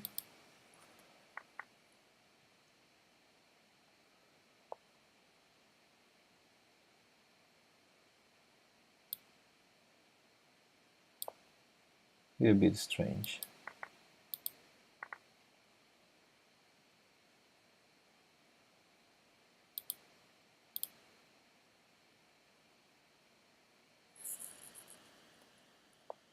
Good night, Jackie.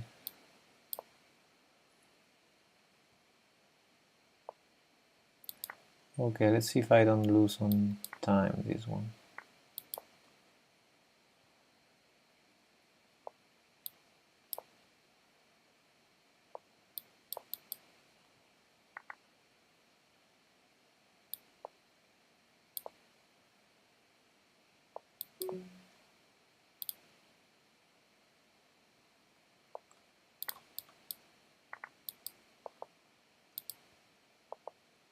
No. Yes. What? What was that?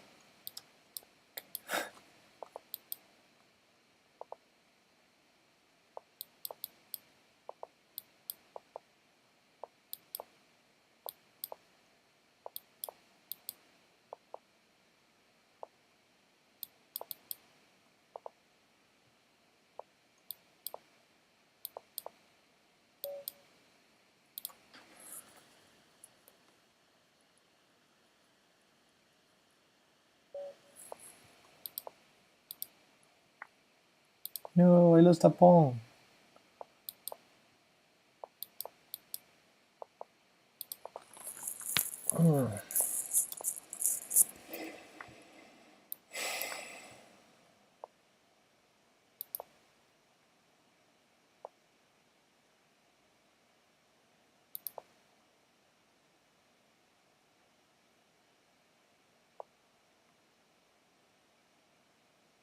Okay, let's go for fun.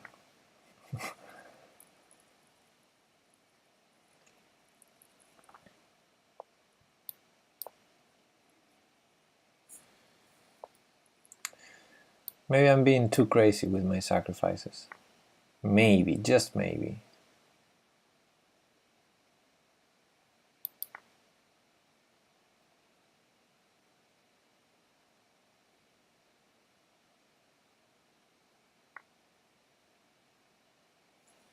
Yeah, that's a good move.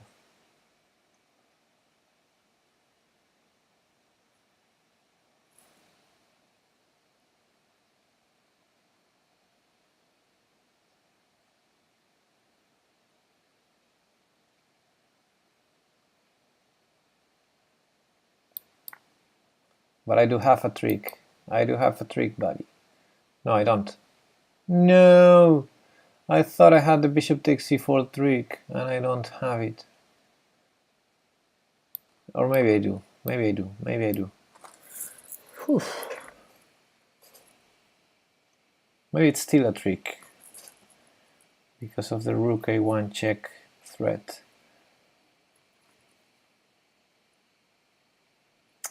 Yeah, now what? Now what?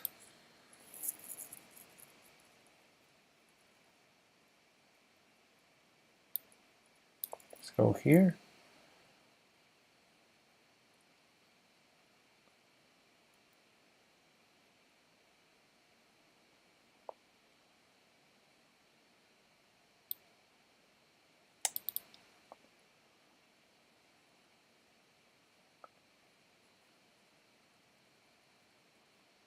Let's go here.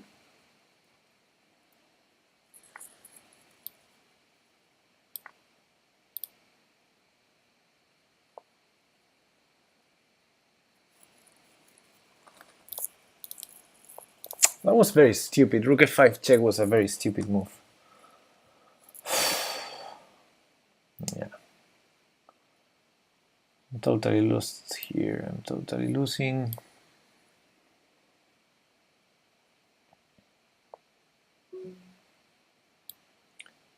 Time is not on my side. No, it's not. Ooh. It's not only not on my side, it's I'm really short on time. I'm gonna lose this on time.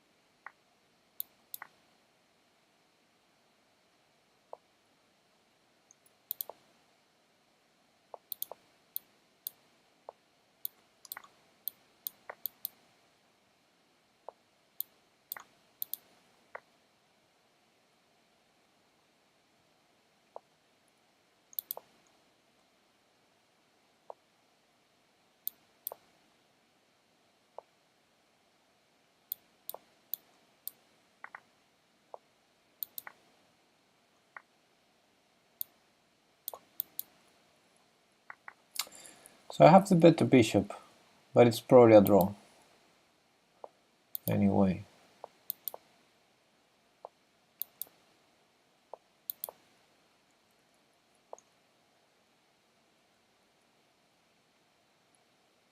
Yeah.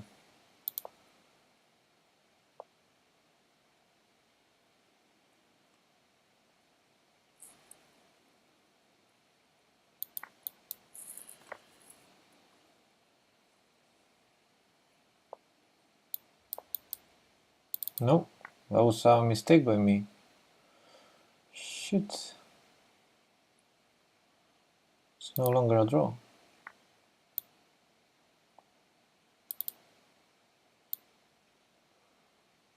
Huh. Now what? This is not good.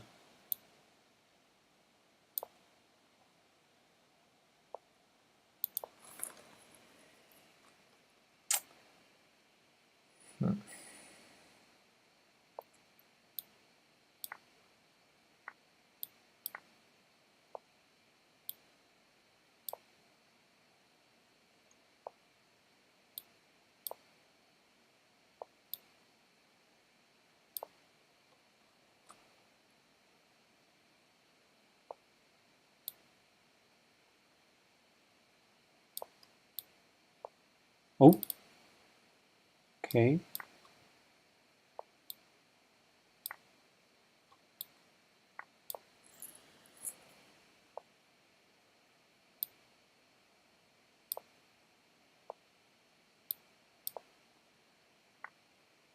I'm so stupid.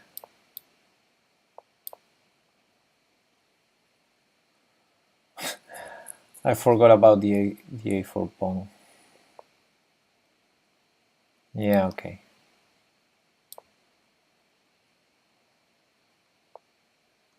What was that? What is his idea?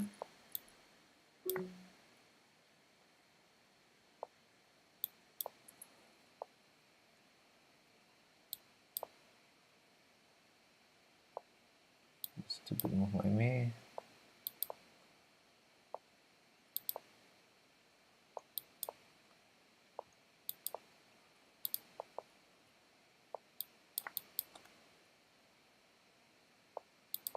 Now it's all about speed.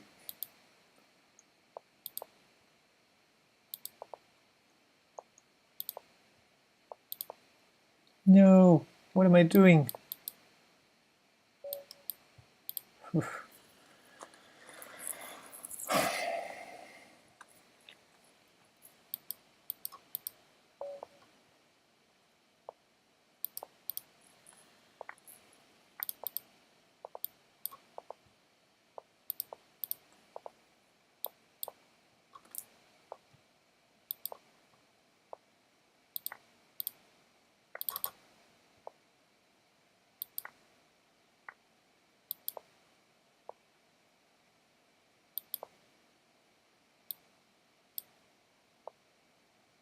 What? Long castle. I like it.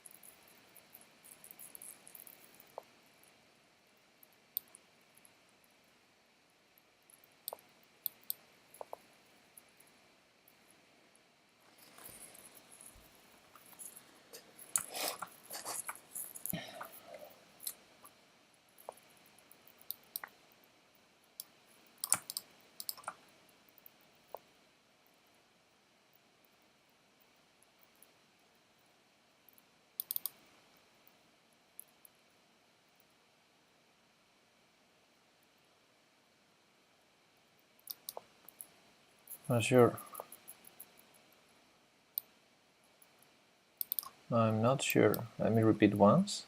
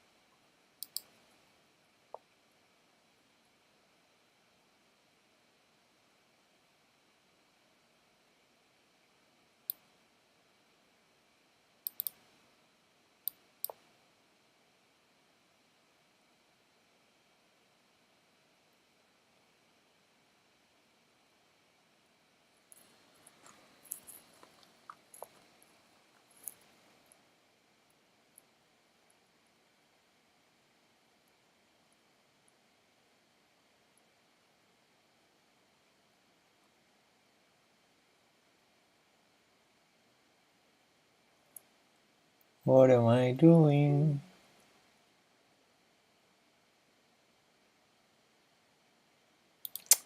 Shit.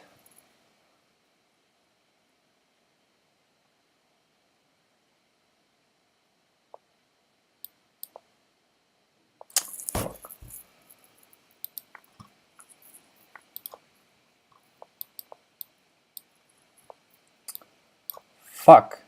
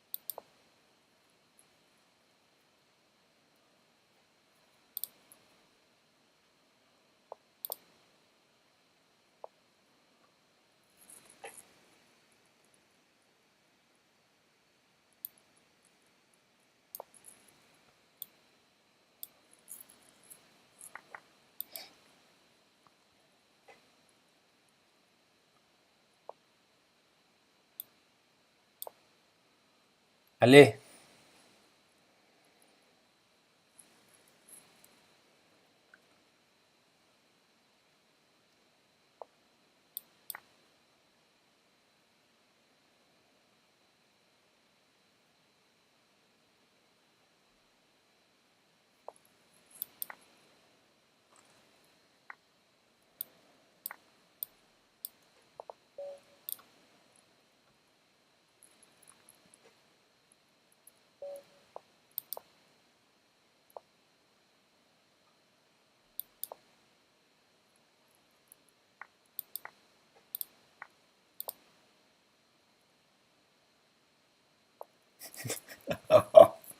I have a little problem here.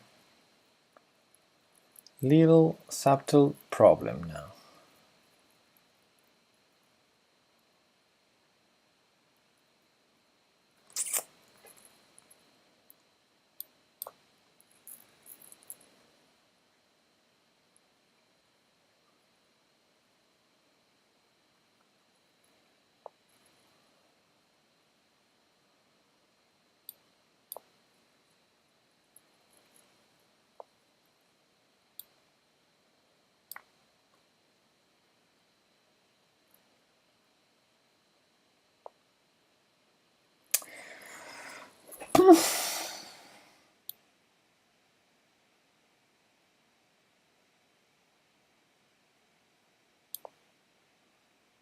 What am I doing? Just take my... Oh, losing a piece. What am I doing? Shit. Shit, what a shitty calculation was that. I just gave up a piece. Stupid.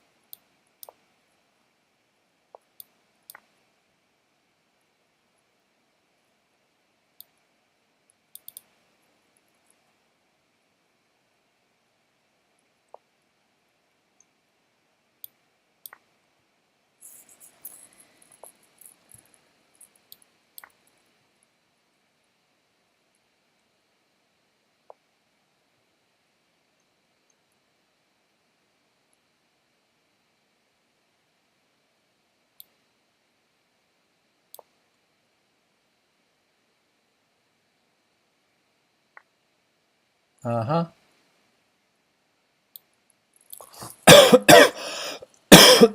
Why did I do that? I don't know.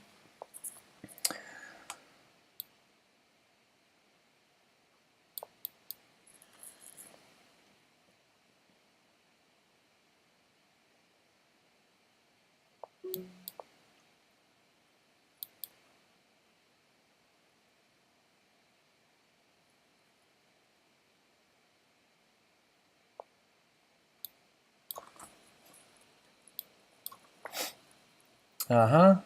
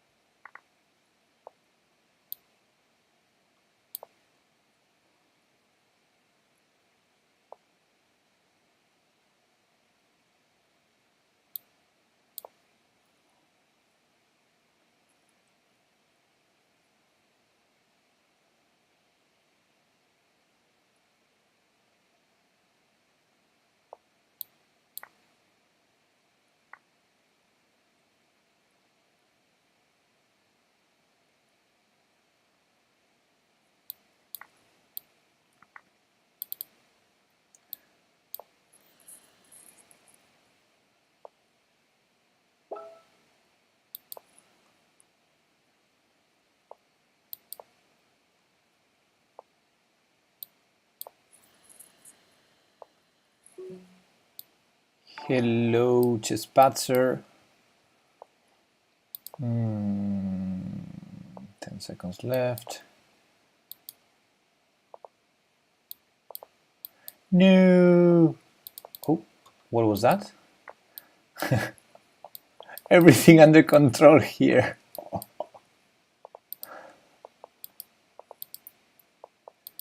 Now let's not lose some time.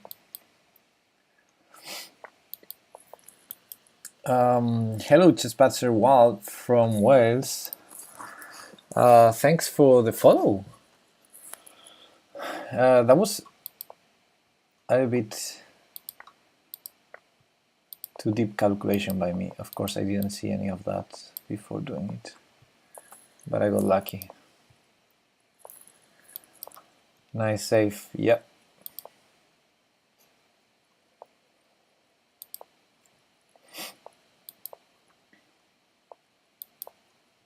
Rook a7, amazing move.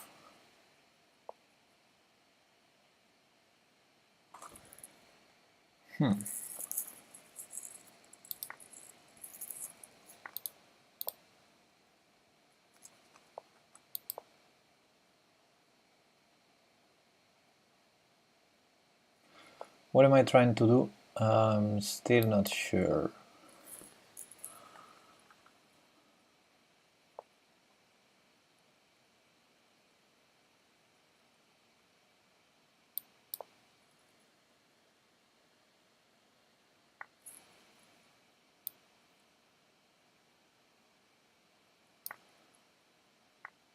I basically want to have control on that long diagonal.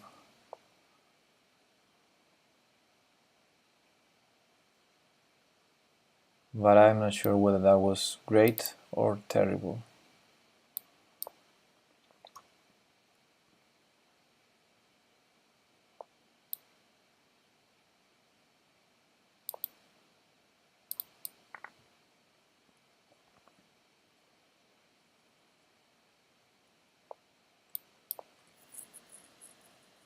So many skewers in that endgame with the queens. Yeah, that was nice.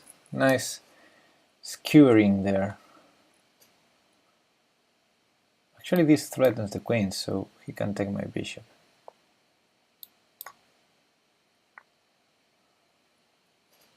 And now there's knight f6 check. It's a bit of a threat. The problem is... Oh, I didn't see that. That was a good one. What?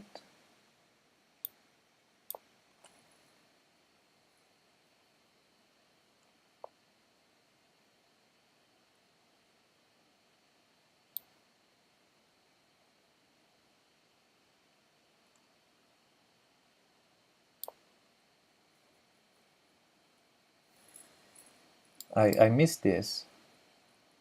I hope I am having enough counterplay. Rook f7 is not possible after knight takes f5, but maybe bishop takes f3 is possible. Okay, I guess some pawns up, so I guess I can take on f3 next if I'm allowed.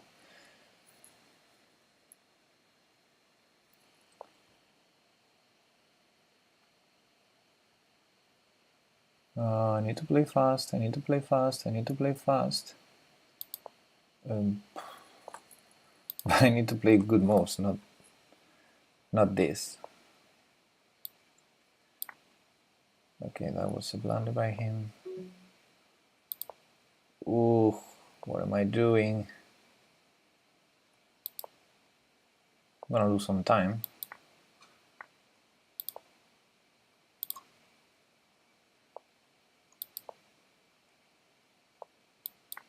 Oopsie.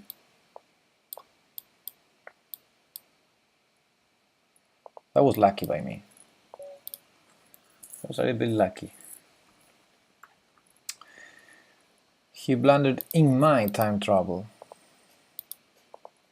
Okay, now against this opening, of course, he has nothing to do.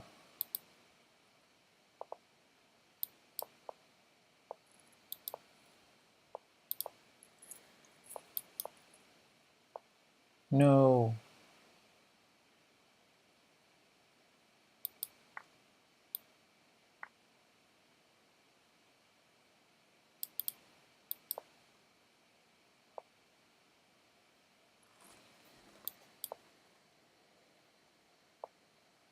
That's a bad move. I'm playing great bad moves.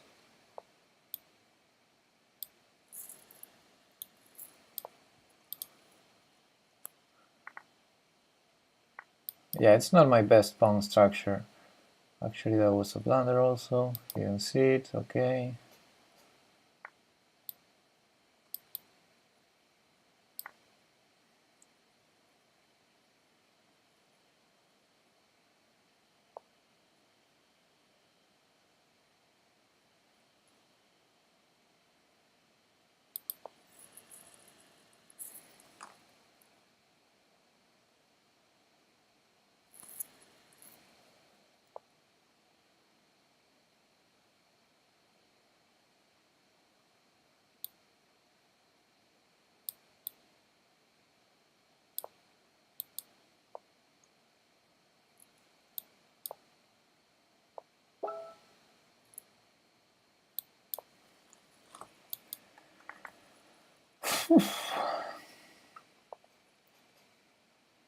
Yeah, couldn't prevent it, huh?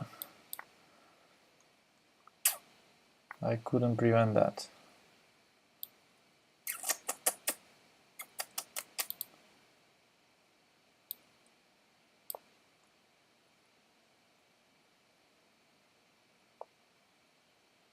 Yeah, again, not good.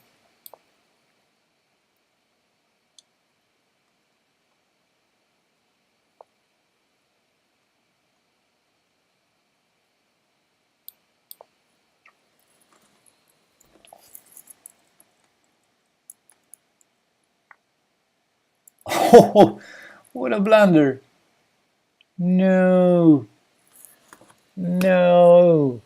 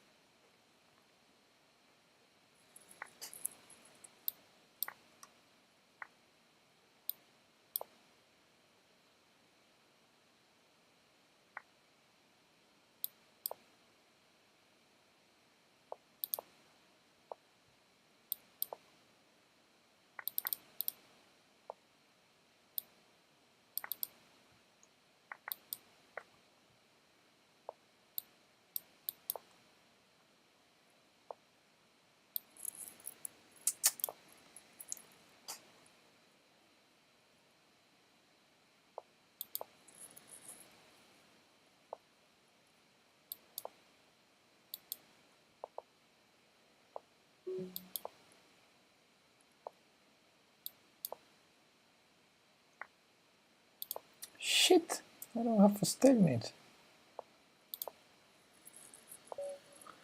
Not good, that's true, it's not good. Maybe it was a little bit too much of a concession in the opening. Maybe I need to do something different now.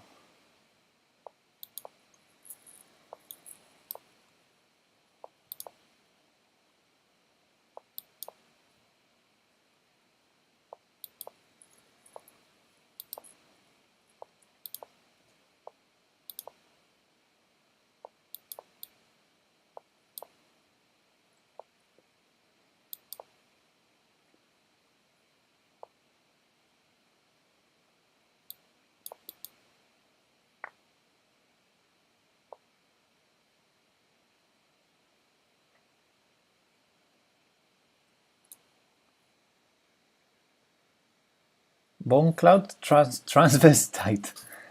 Nice name. Nice name for it.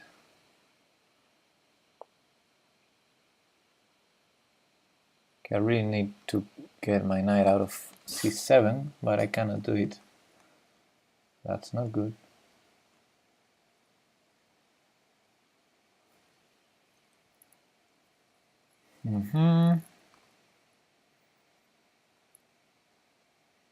There's really no good move here.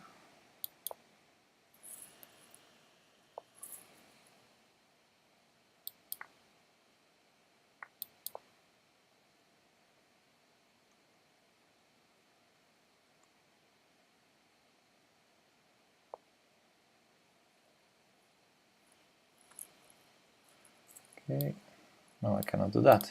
What am I thinking?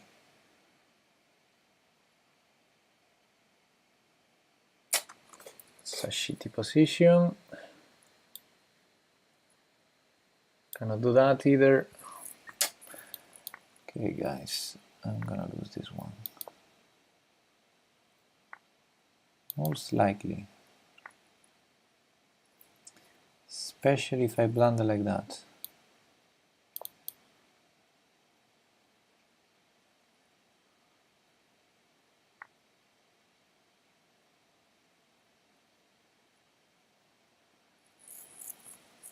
I missed the check on b5. Never mind.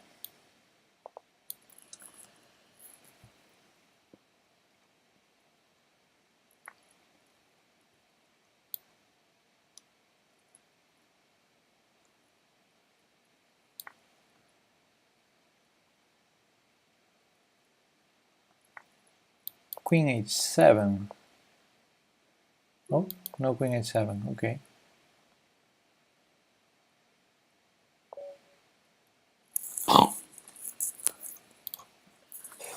Didn't see that coming at all. Okay, it's been 2 losses in a row. Not good.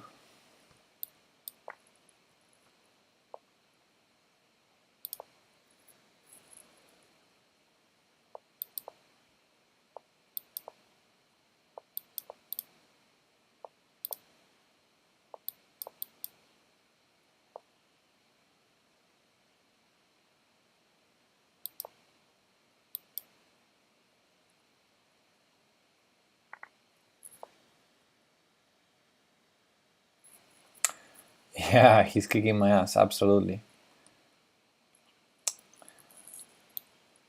I mean,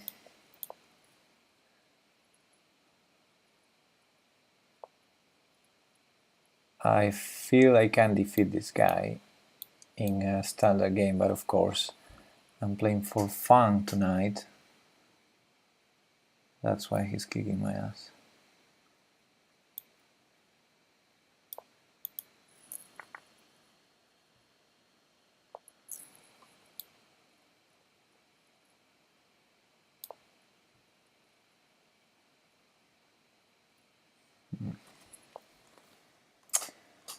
Yeah.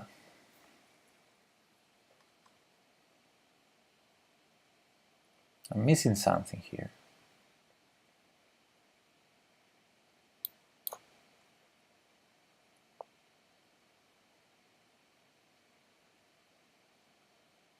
He wants to play b4.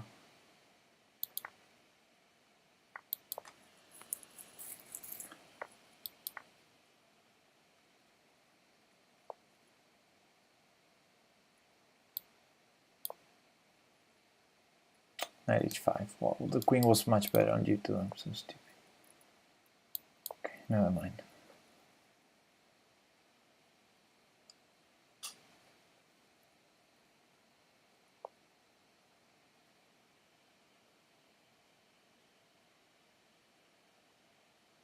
So I can regain my pawn. And that's it. He doesn't want to attack. That's good. Good news. Trades queens, which is good.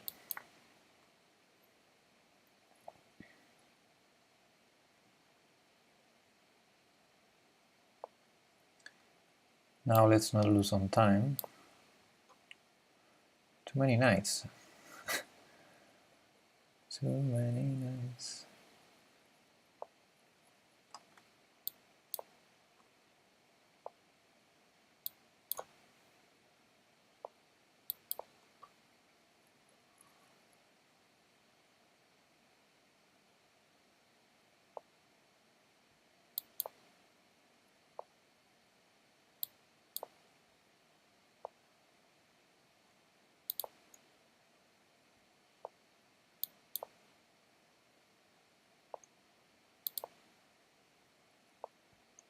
Time is on my side. Yes, it is.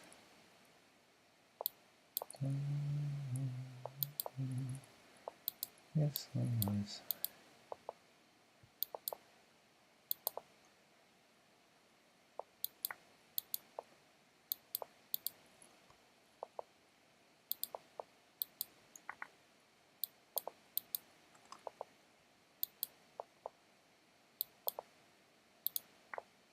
No.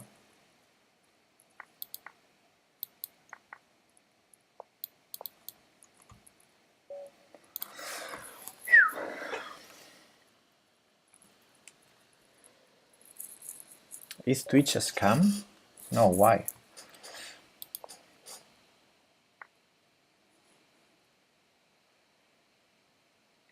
1900? Was that his rating? Oh, I didn't realize. Never mind. I think I'm giving him a lot of rating tonight.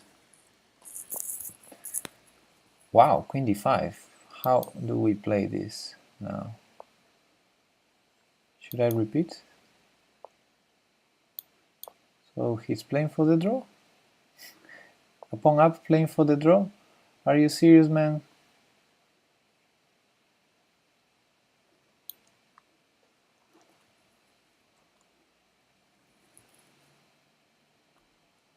I cannot do that.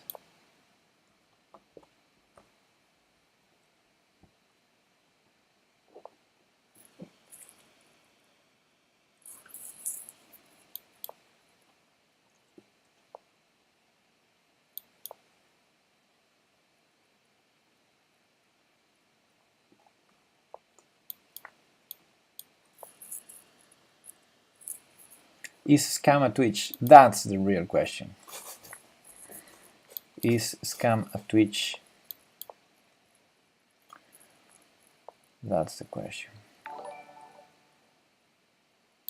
G Joe has followed. Thank you, buddy.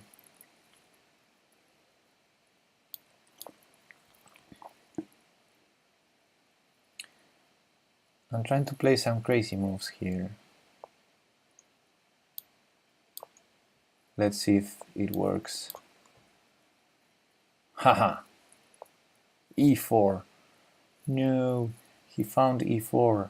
No. Let's go here. Let's take here. Let's check. Let's check. Doesn't work.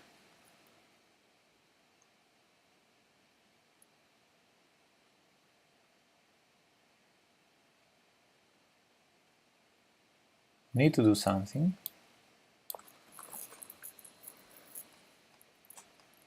This is something.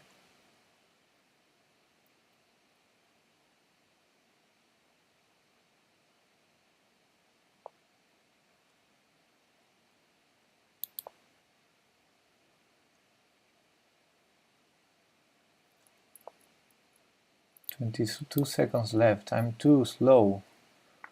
Too slow.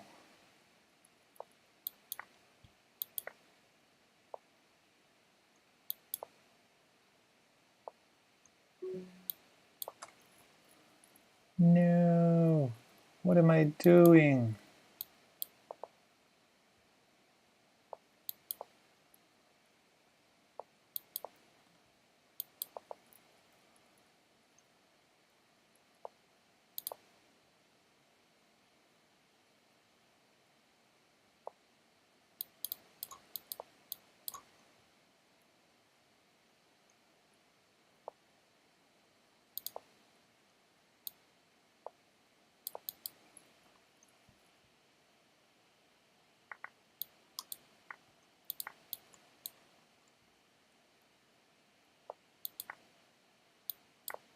What? What did I do?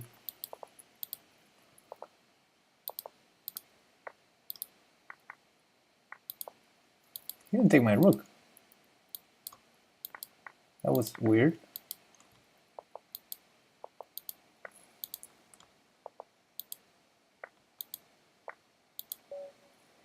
Draw. Absolutely draw.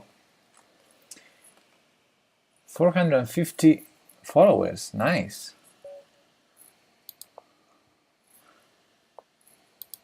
Rook e5 was the best move. It was forcing the draw, as you could see. Yeah, perfect play after that.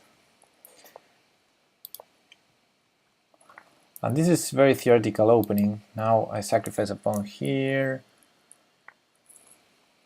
And now there must be something in this position. Yeah, let's remove, let's give him the bishop pair also. And now it's being winning by pinning. Let's go here.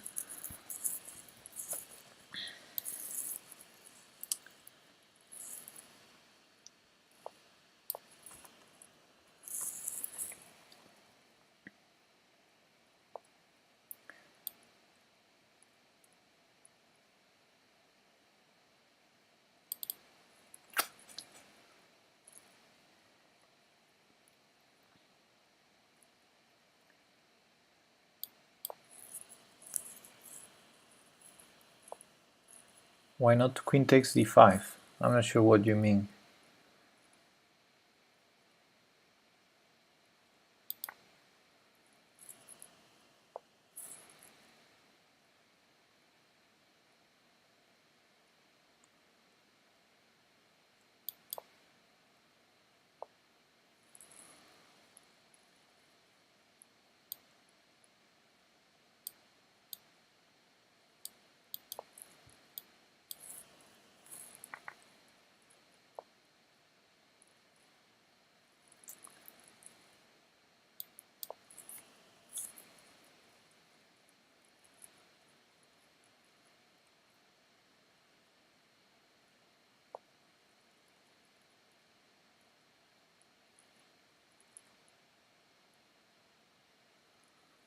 It's a pity, but I cannot sacrifice the queen as I wanted.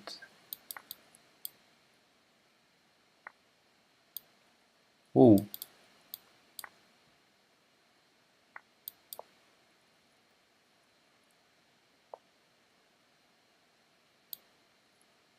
Ha!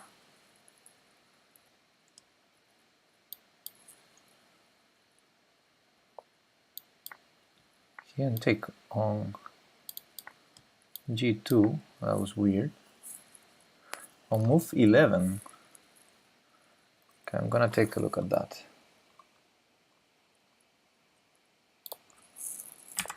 Queen takes d5. Yeah, but then bishop e6 and... I'm attacking the knight on c6. Yeah, okay, didn't see it. It was funnier to... I mean, I was still in sacrificial mode, so I didn't consider winning pawns. Take there. And now I'm in flagging mode, I guess. I'm gonna lose.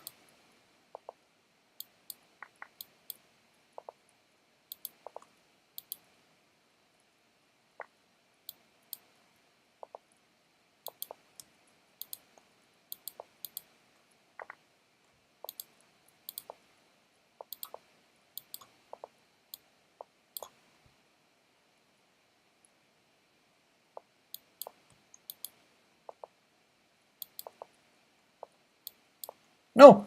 Mouse leap!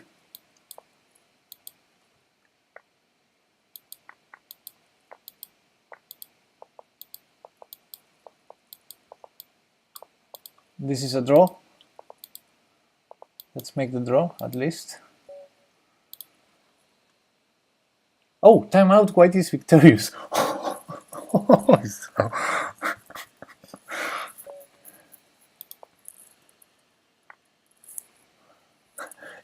You didn't notice I was sacking. Nice.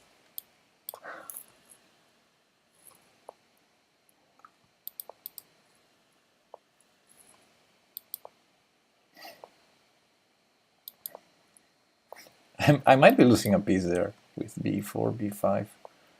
Yeah. If I'm not losing a piece, then it's okay. I'm only a piece down, a pawn down. I mean.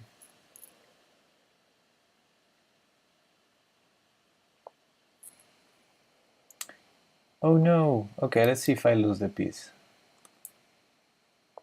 Ah no, I can take on f1. There's no way to lose the piece. Can I sacrifice? Nah, I don't see anything good there. Let's try to play good chess from here on.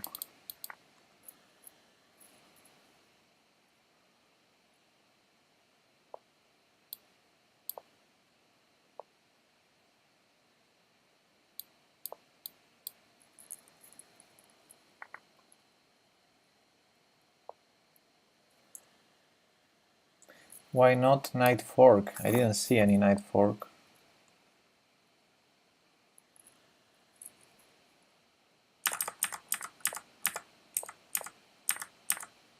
When? Ah, this one. Yeah, I didn't see it. What's happening is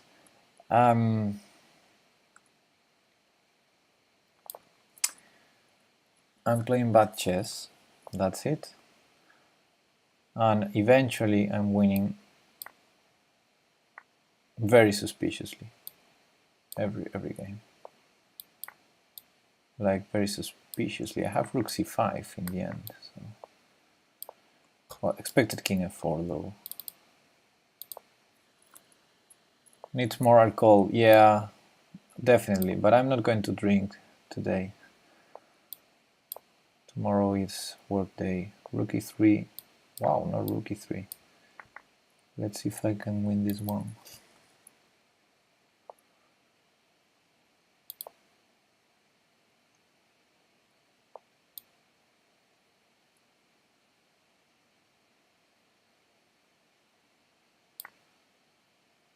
Need to play faster.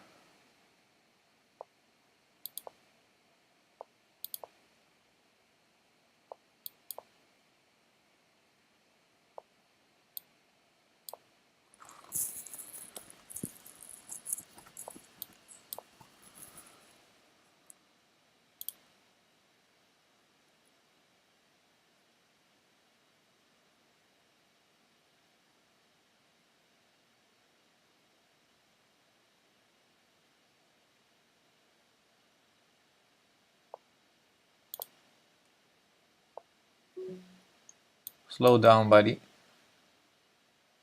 Oh, that was a bad move by me.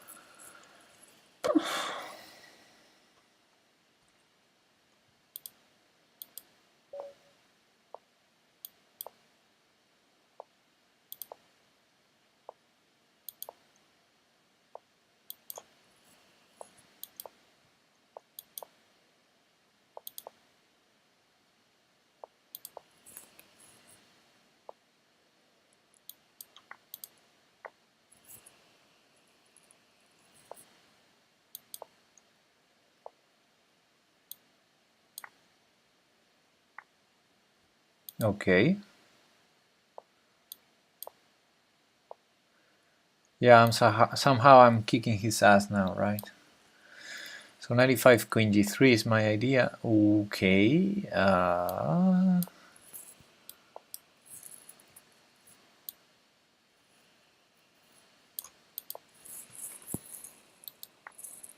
gonna take the queen, honestly.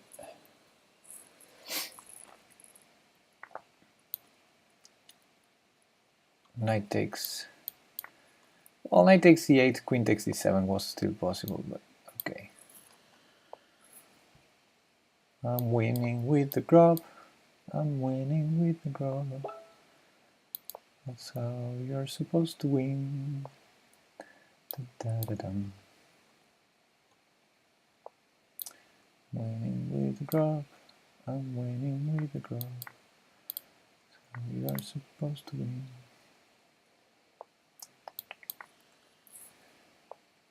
Okay. Oh, now he's he's playing bad on purpose. Is he gonna play king g6? No. Okay.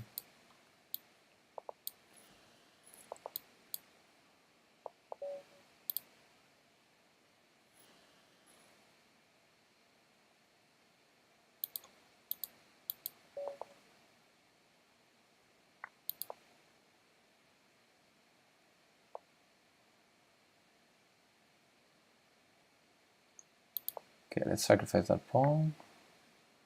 And now I'm 2 pawns down. But those 3 pawns, I like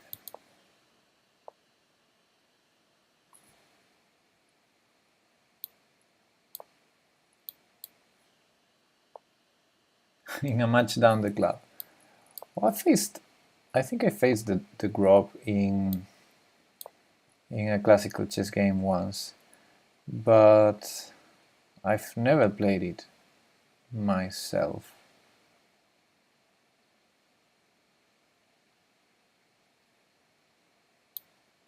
No, that's not good. So takes bishop d2, knight b4, queen takes. That's no good. Okay, I have to do this. It's no choice.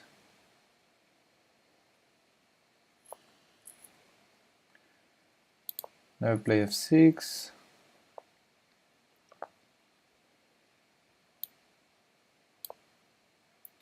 It has to be good. Or not. No, it's not.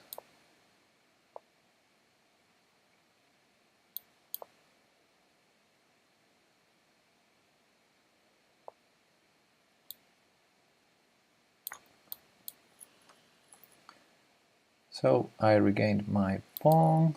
I have the strongest center now.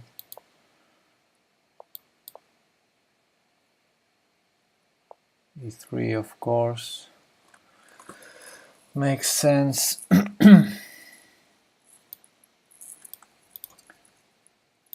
Okay.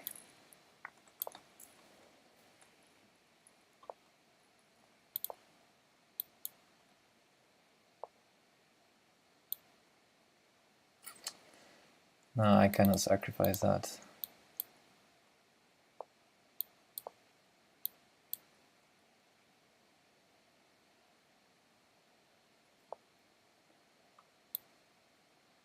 No, maybe I can. Let me take here first. Now threaten.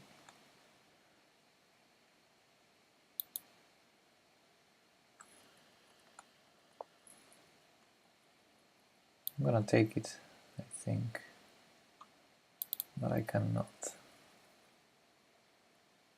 Well, I can take with the rook, yeah. I take here with the rook so that I have rook d7 here. And now I'm up. Ooh, nice. Now I'm a pawn up, but I'm gonna lose some time.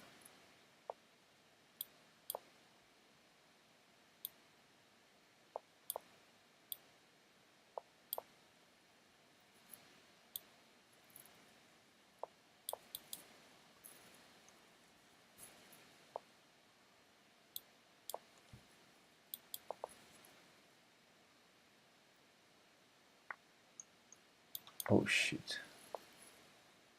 I'm really gonna lose some time.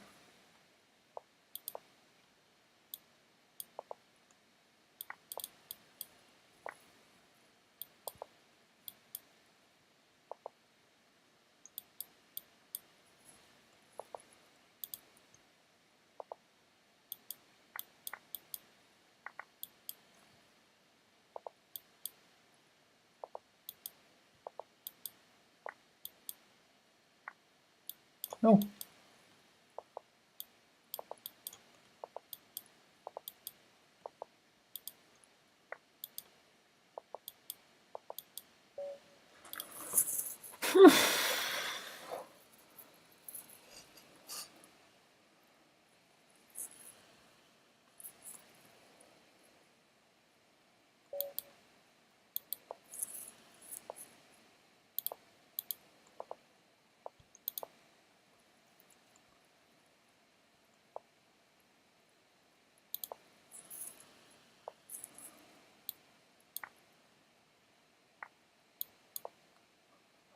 allowing e4.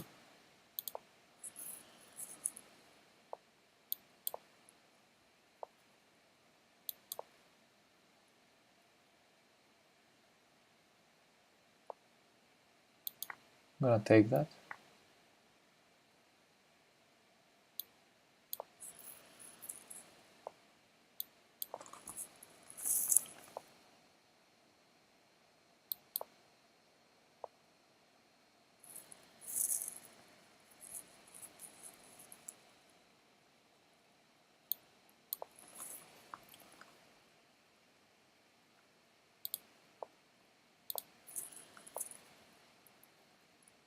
Yeah.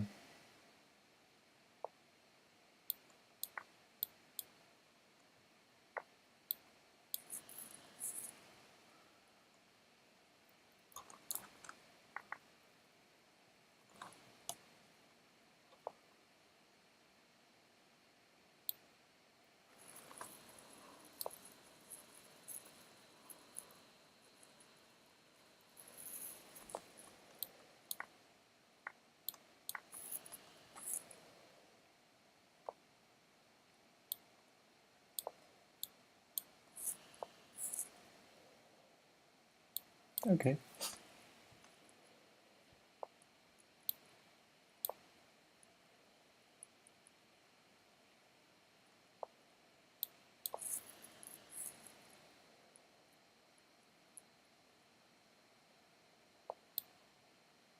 Mm.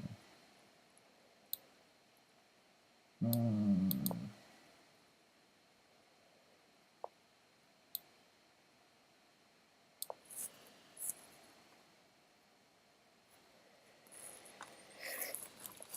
Okay, this game was easy peasy, as the previous one.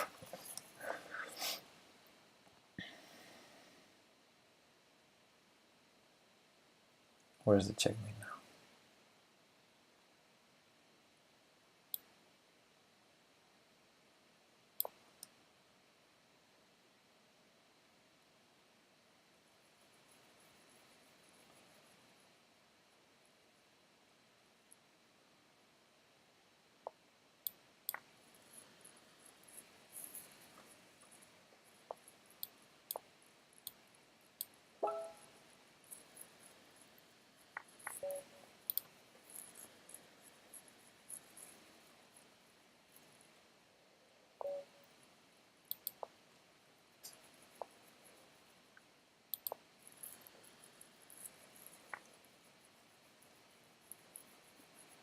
And now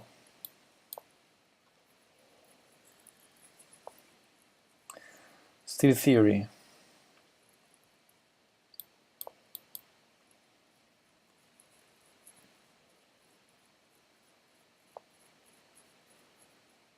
Darn, that was a good move. Come on, you're not allowed to play good moves. Poof.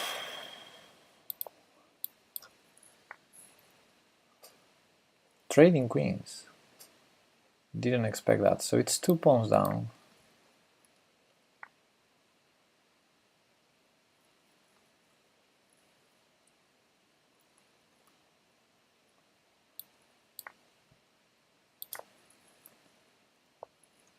Let's go.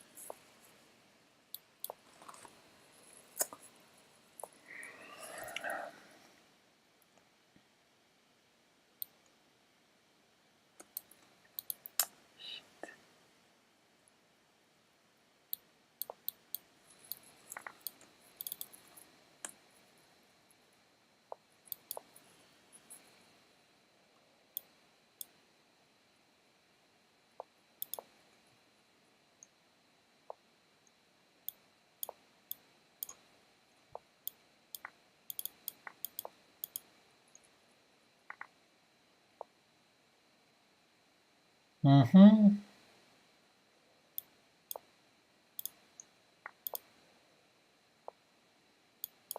No! Bishop g7.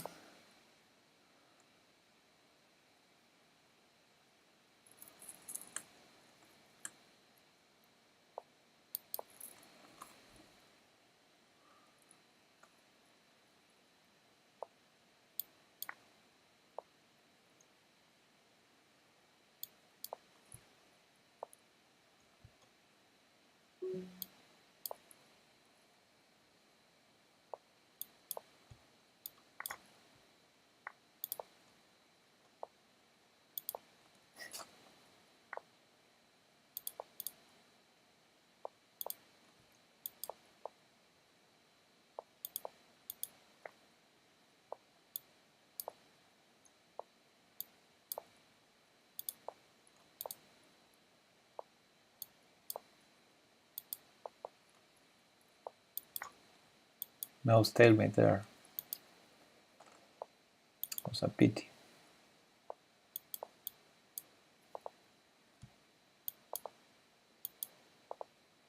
No.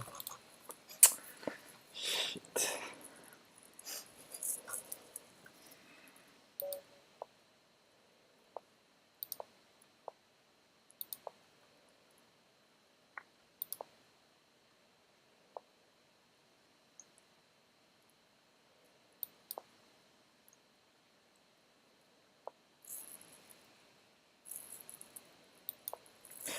You never know.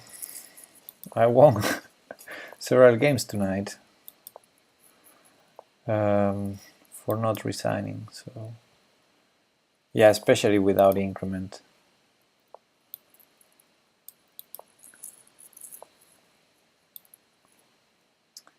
Especially without increment. Mm-hmm.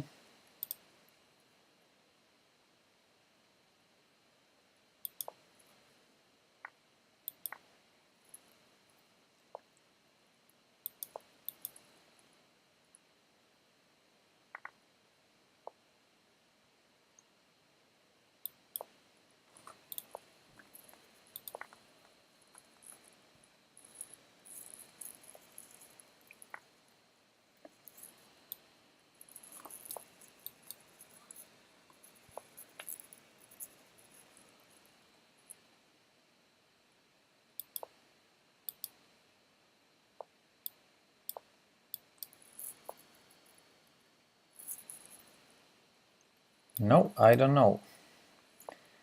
I don't know the answer. Okay, I did a mistake, a wrong move. Now I have to lose. I'm losing here, guys. It's a shitty move by me.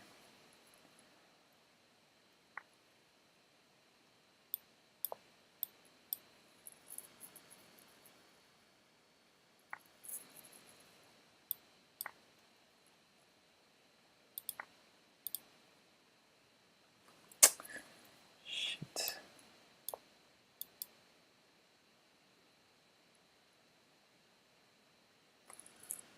269. That's some.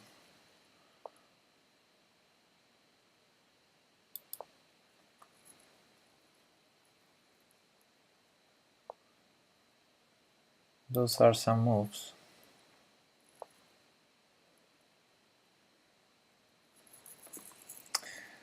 Deep, deep, deep, deep trouble here.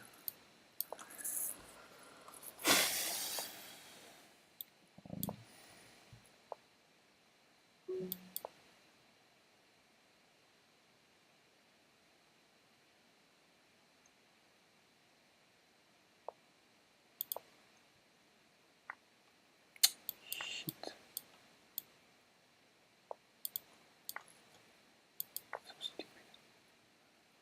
So stupid. No, I'm pinning my rook.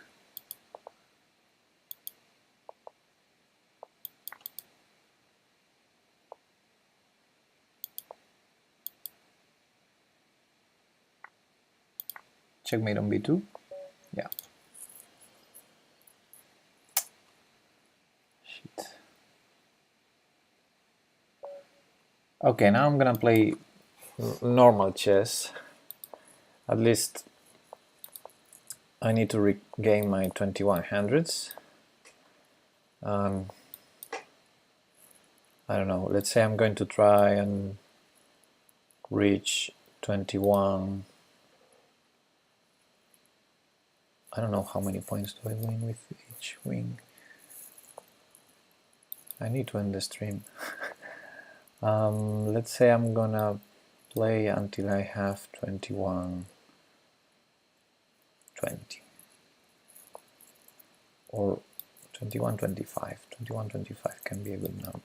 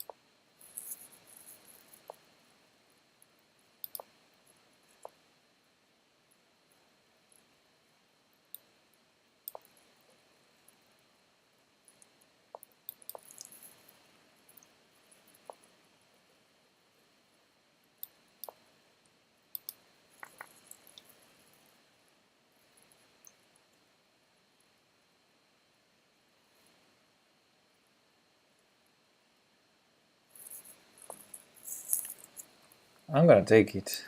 I mean, I don't believe your sacrifice.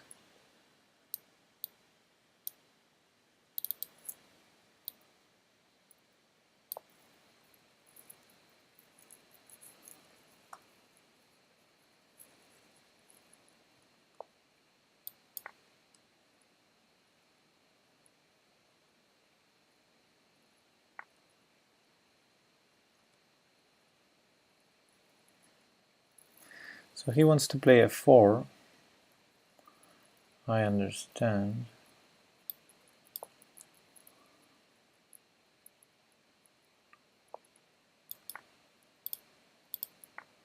Now probably d5 is a good move, but first let me threaten checkmate.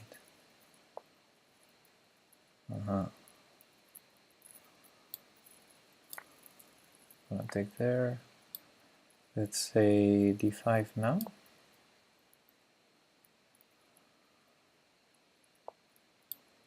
Trade queens, take the knight.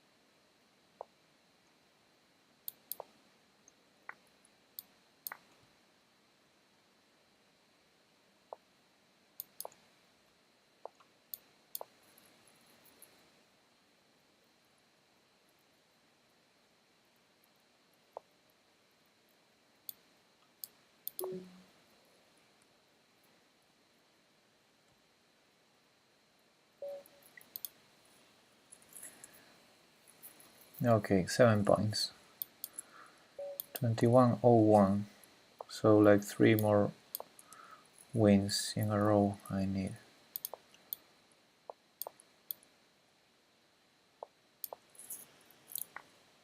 Okay, I think we already played this in one game. And I think I ended up losing that game. But I had a great position. Up to a point.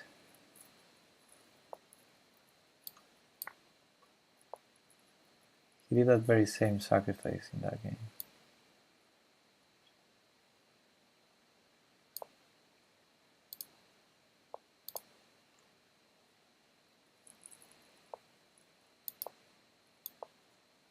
I missed that. Shit, I'm losing the pawn. Shit.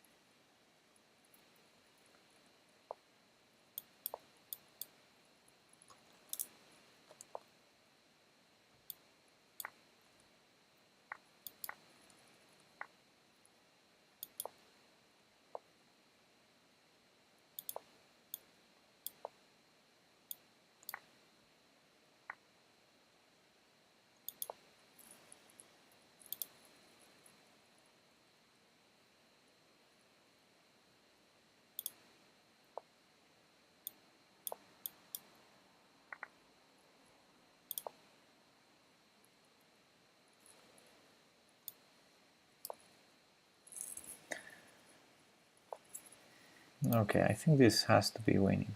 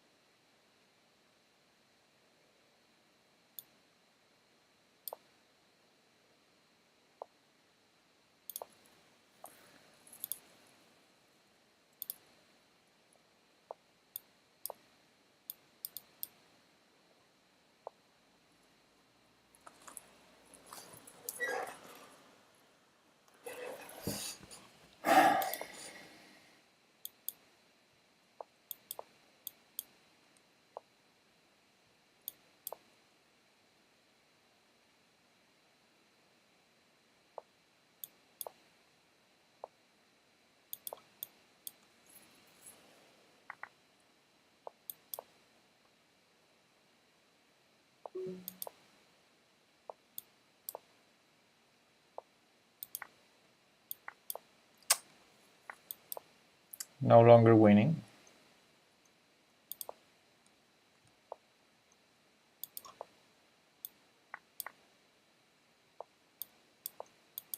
What am I doing?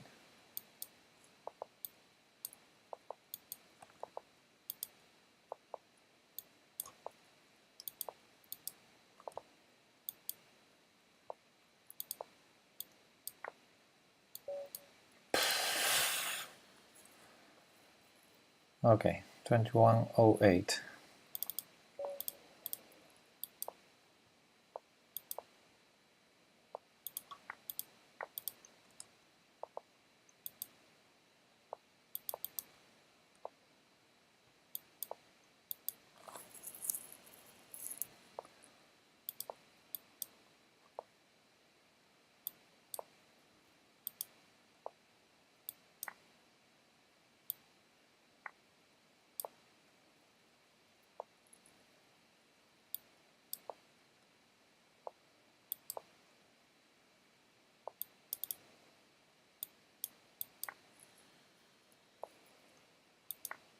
How many pawns do I have? How many extra pawns do I have? No.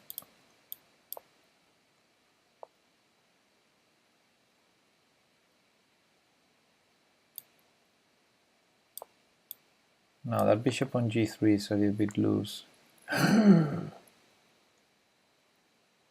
Okay, that was a little bit of a blunder by me.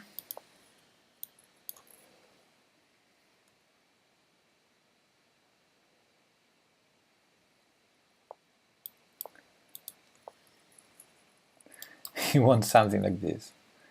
I understand. I understand. However, I guess I'm holding Holding the room, got me 10 feet off the ground.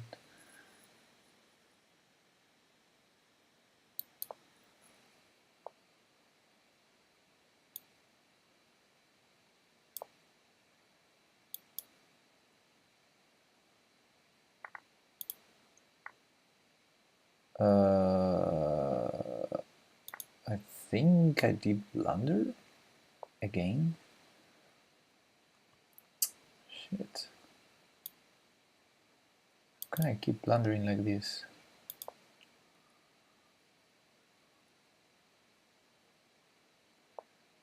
He could just take it.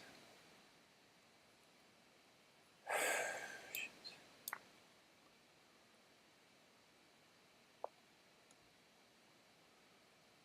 Could just take it.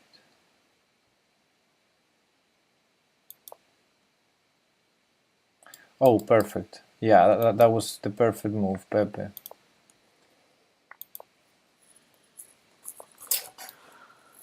Shit.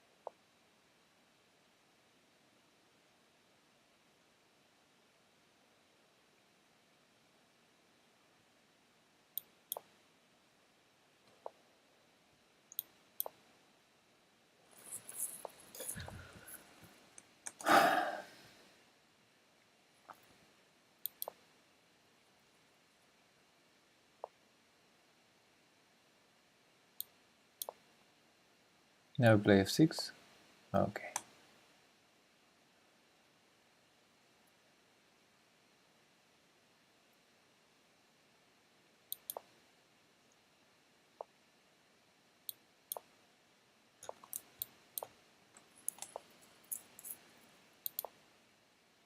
No! I blunder knight takes e4.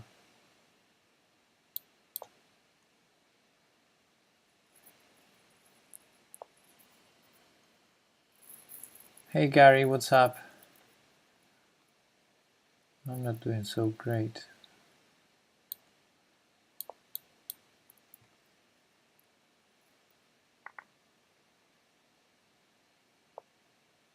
Knight g8 was possible instead of bishop f8.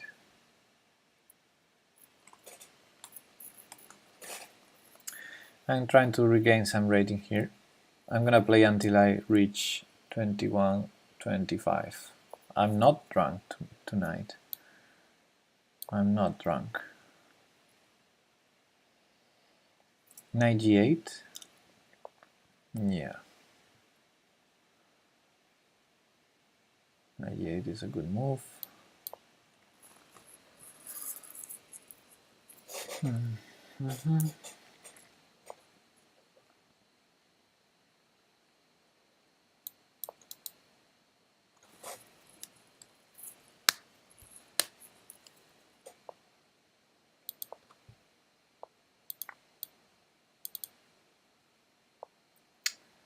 Now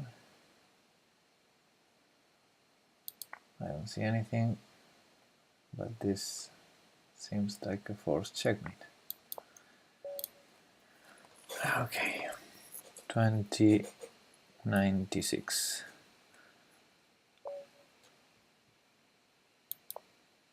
So he plays. Oh, this is new. He usually played knight f3. So okay.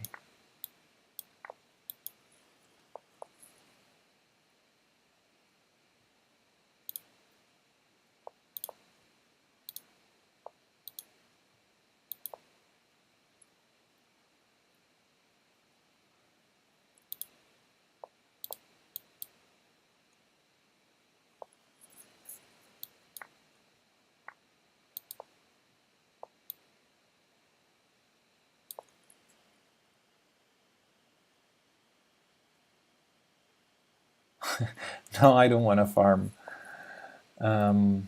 Actually, I think I won't take more challenges.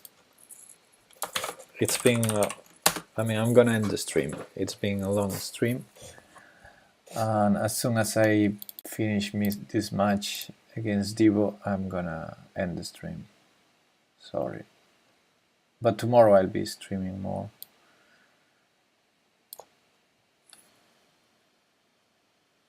Only 3 hours, yeah. Why not first move in the knight and then capture the bishop? Move in the knight and then capture the bishop.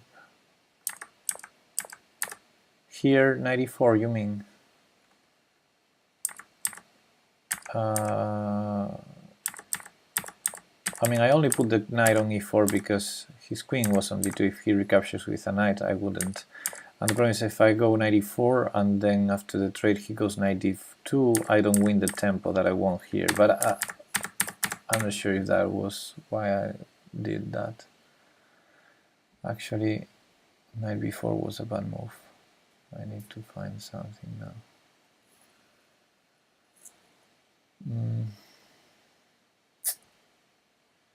Yeah, I'm gonna sacrifice a pawn, I think.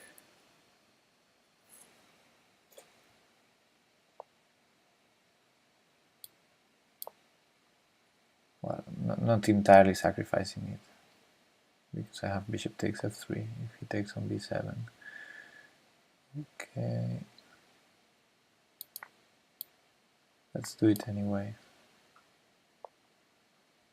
And oh, what am I doing? Shit. Let's defend it. What I'm doing is losing on time, basically. That's what I'm doing. I'm gonna lose on time.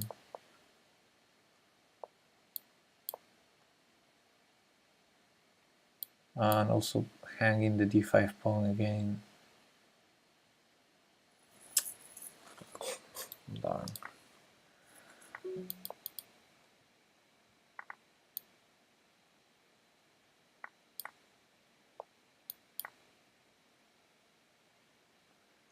This is not a good position.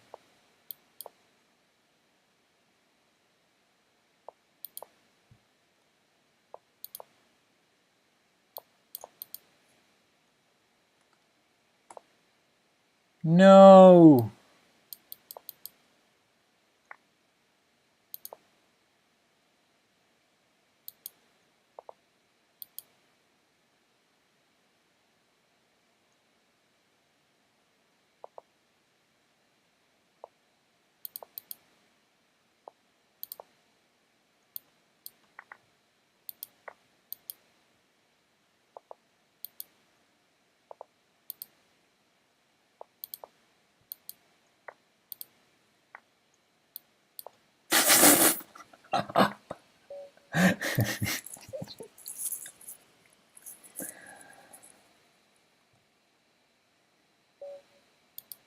No, e4. I wanted e4. Okay, let's go with this then.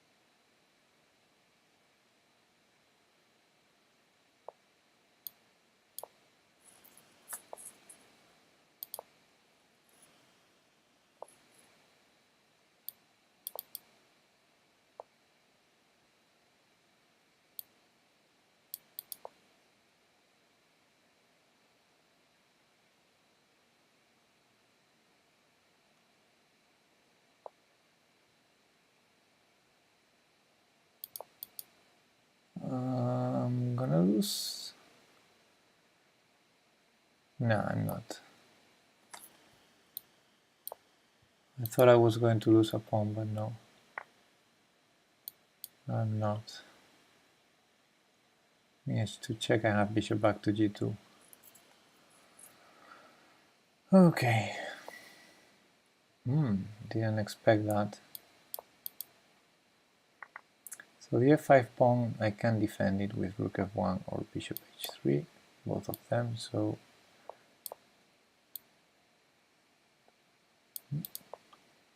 expected knight c4.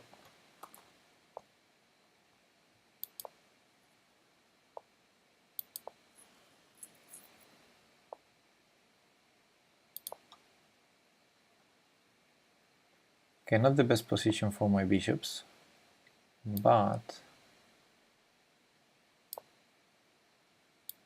I hope to open this a little.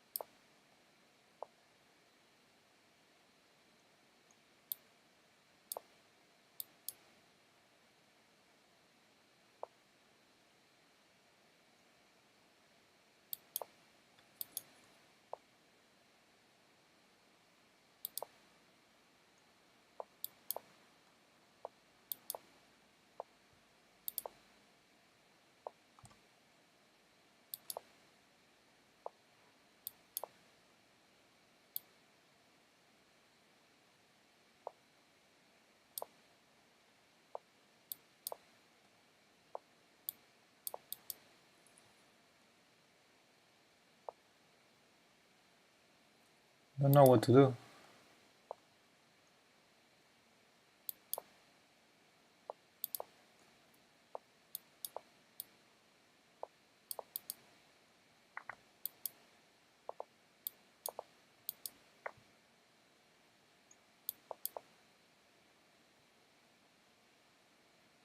I know I'm gonna win on time. Yeah. Bishop f1, bishop e2 was my follow-up. Anyway, 21-10. I have the goal to reach 21-25. So let's continue. Oh, this is so boring opening.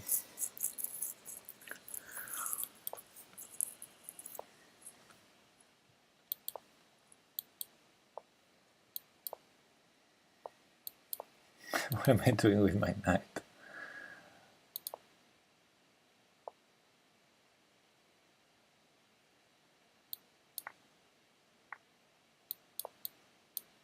I didn't like this. However,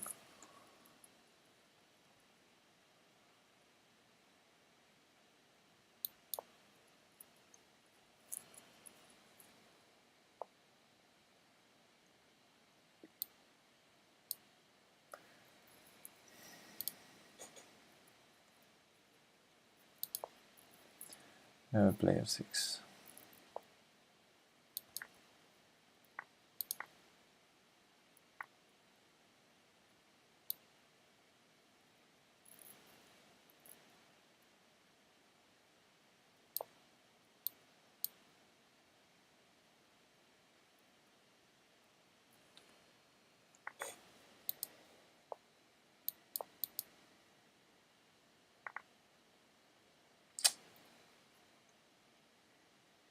I don't like this.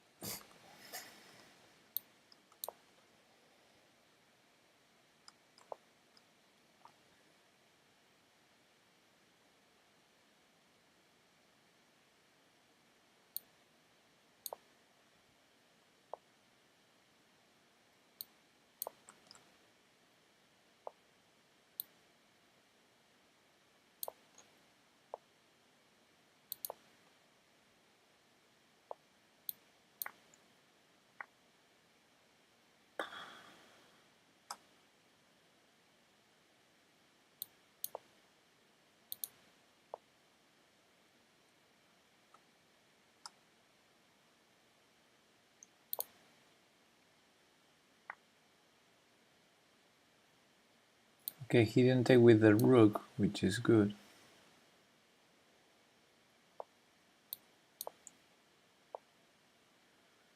But the position is terrible.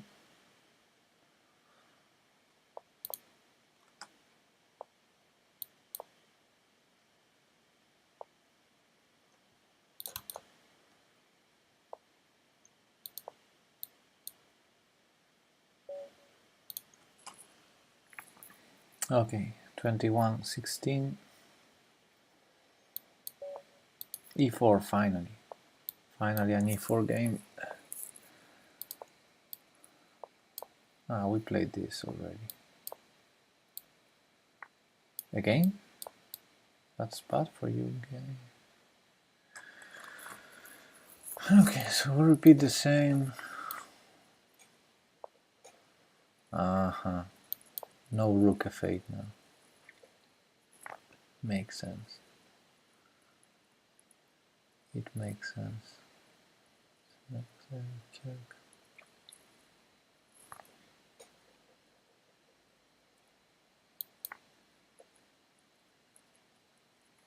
Preventing bishop f5.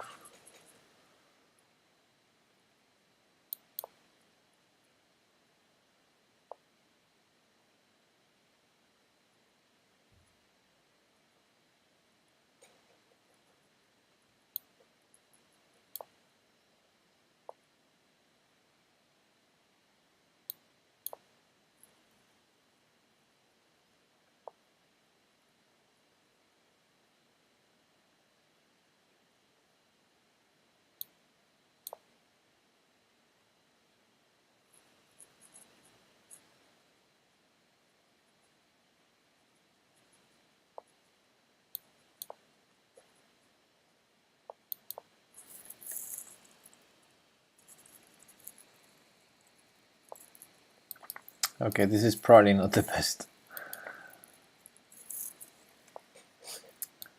But a free rook is a free rook.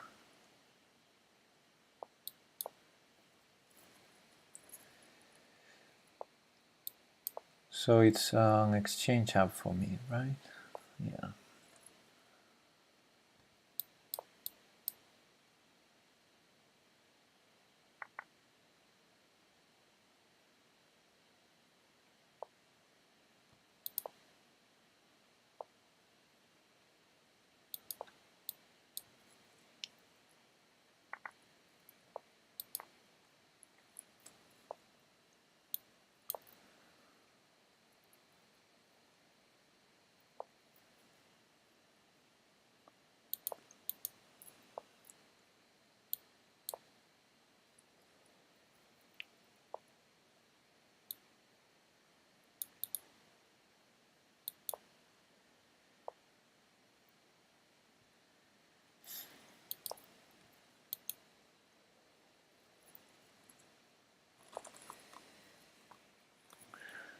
That's a good move.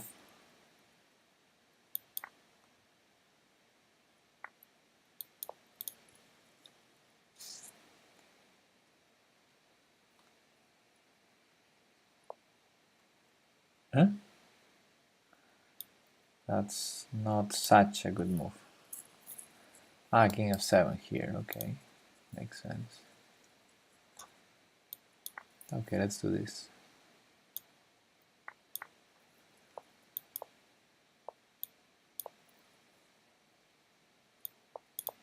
No, I expected another move.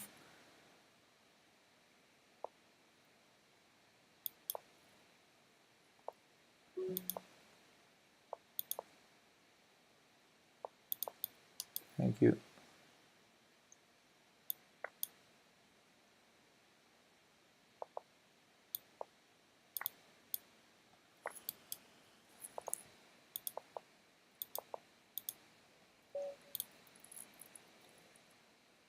(21, 22). So if I win this, I reach my goal. Let's try. Okay, let's repeat once.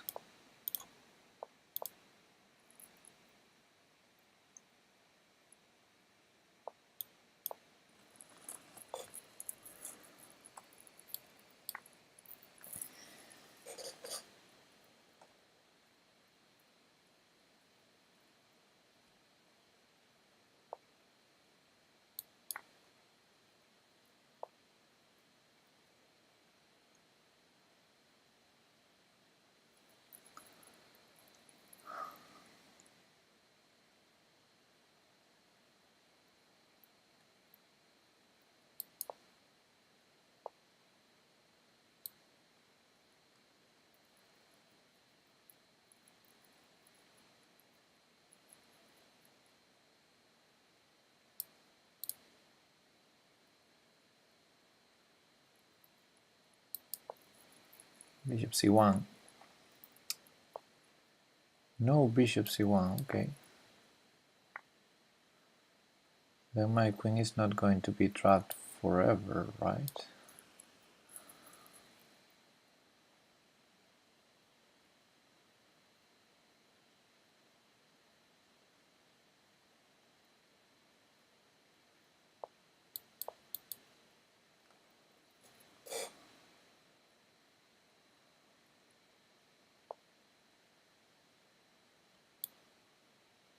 Knight g5.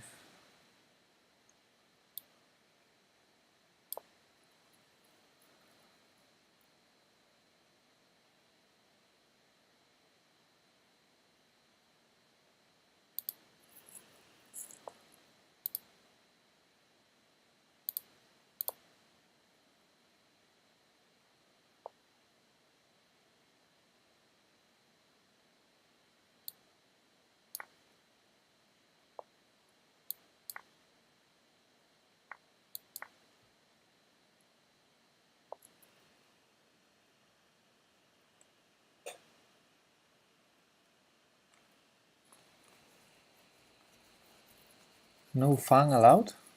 Why do you say that?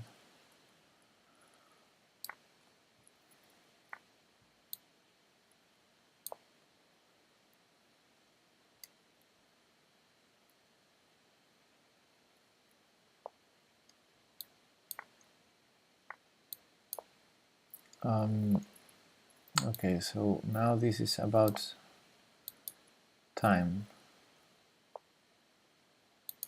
Oopsie. Okay, not the end of the world.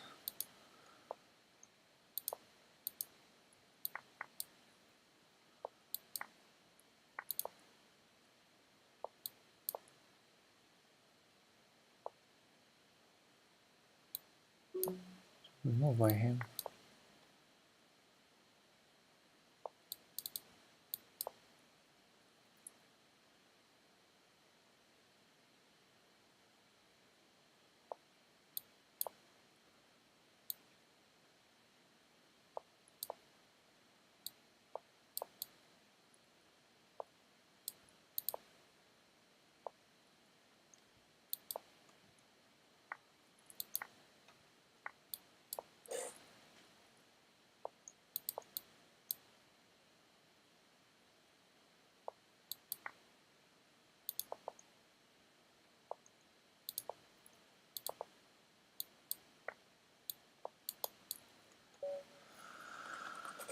And there you go. Okay, goal achieved. Stream is over. Thanks people, and see you tomorrow. Bye bye.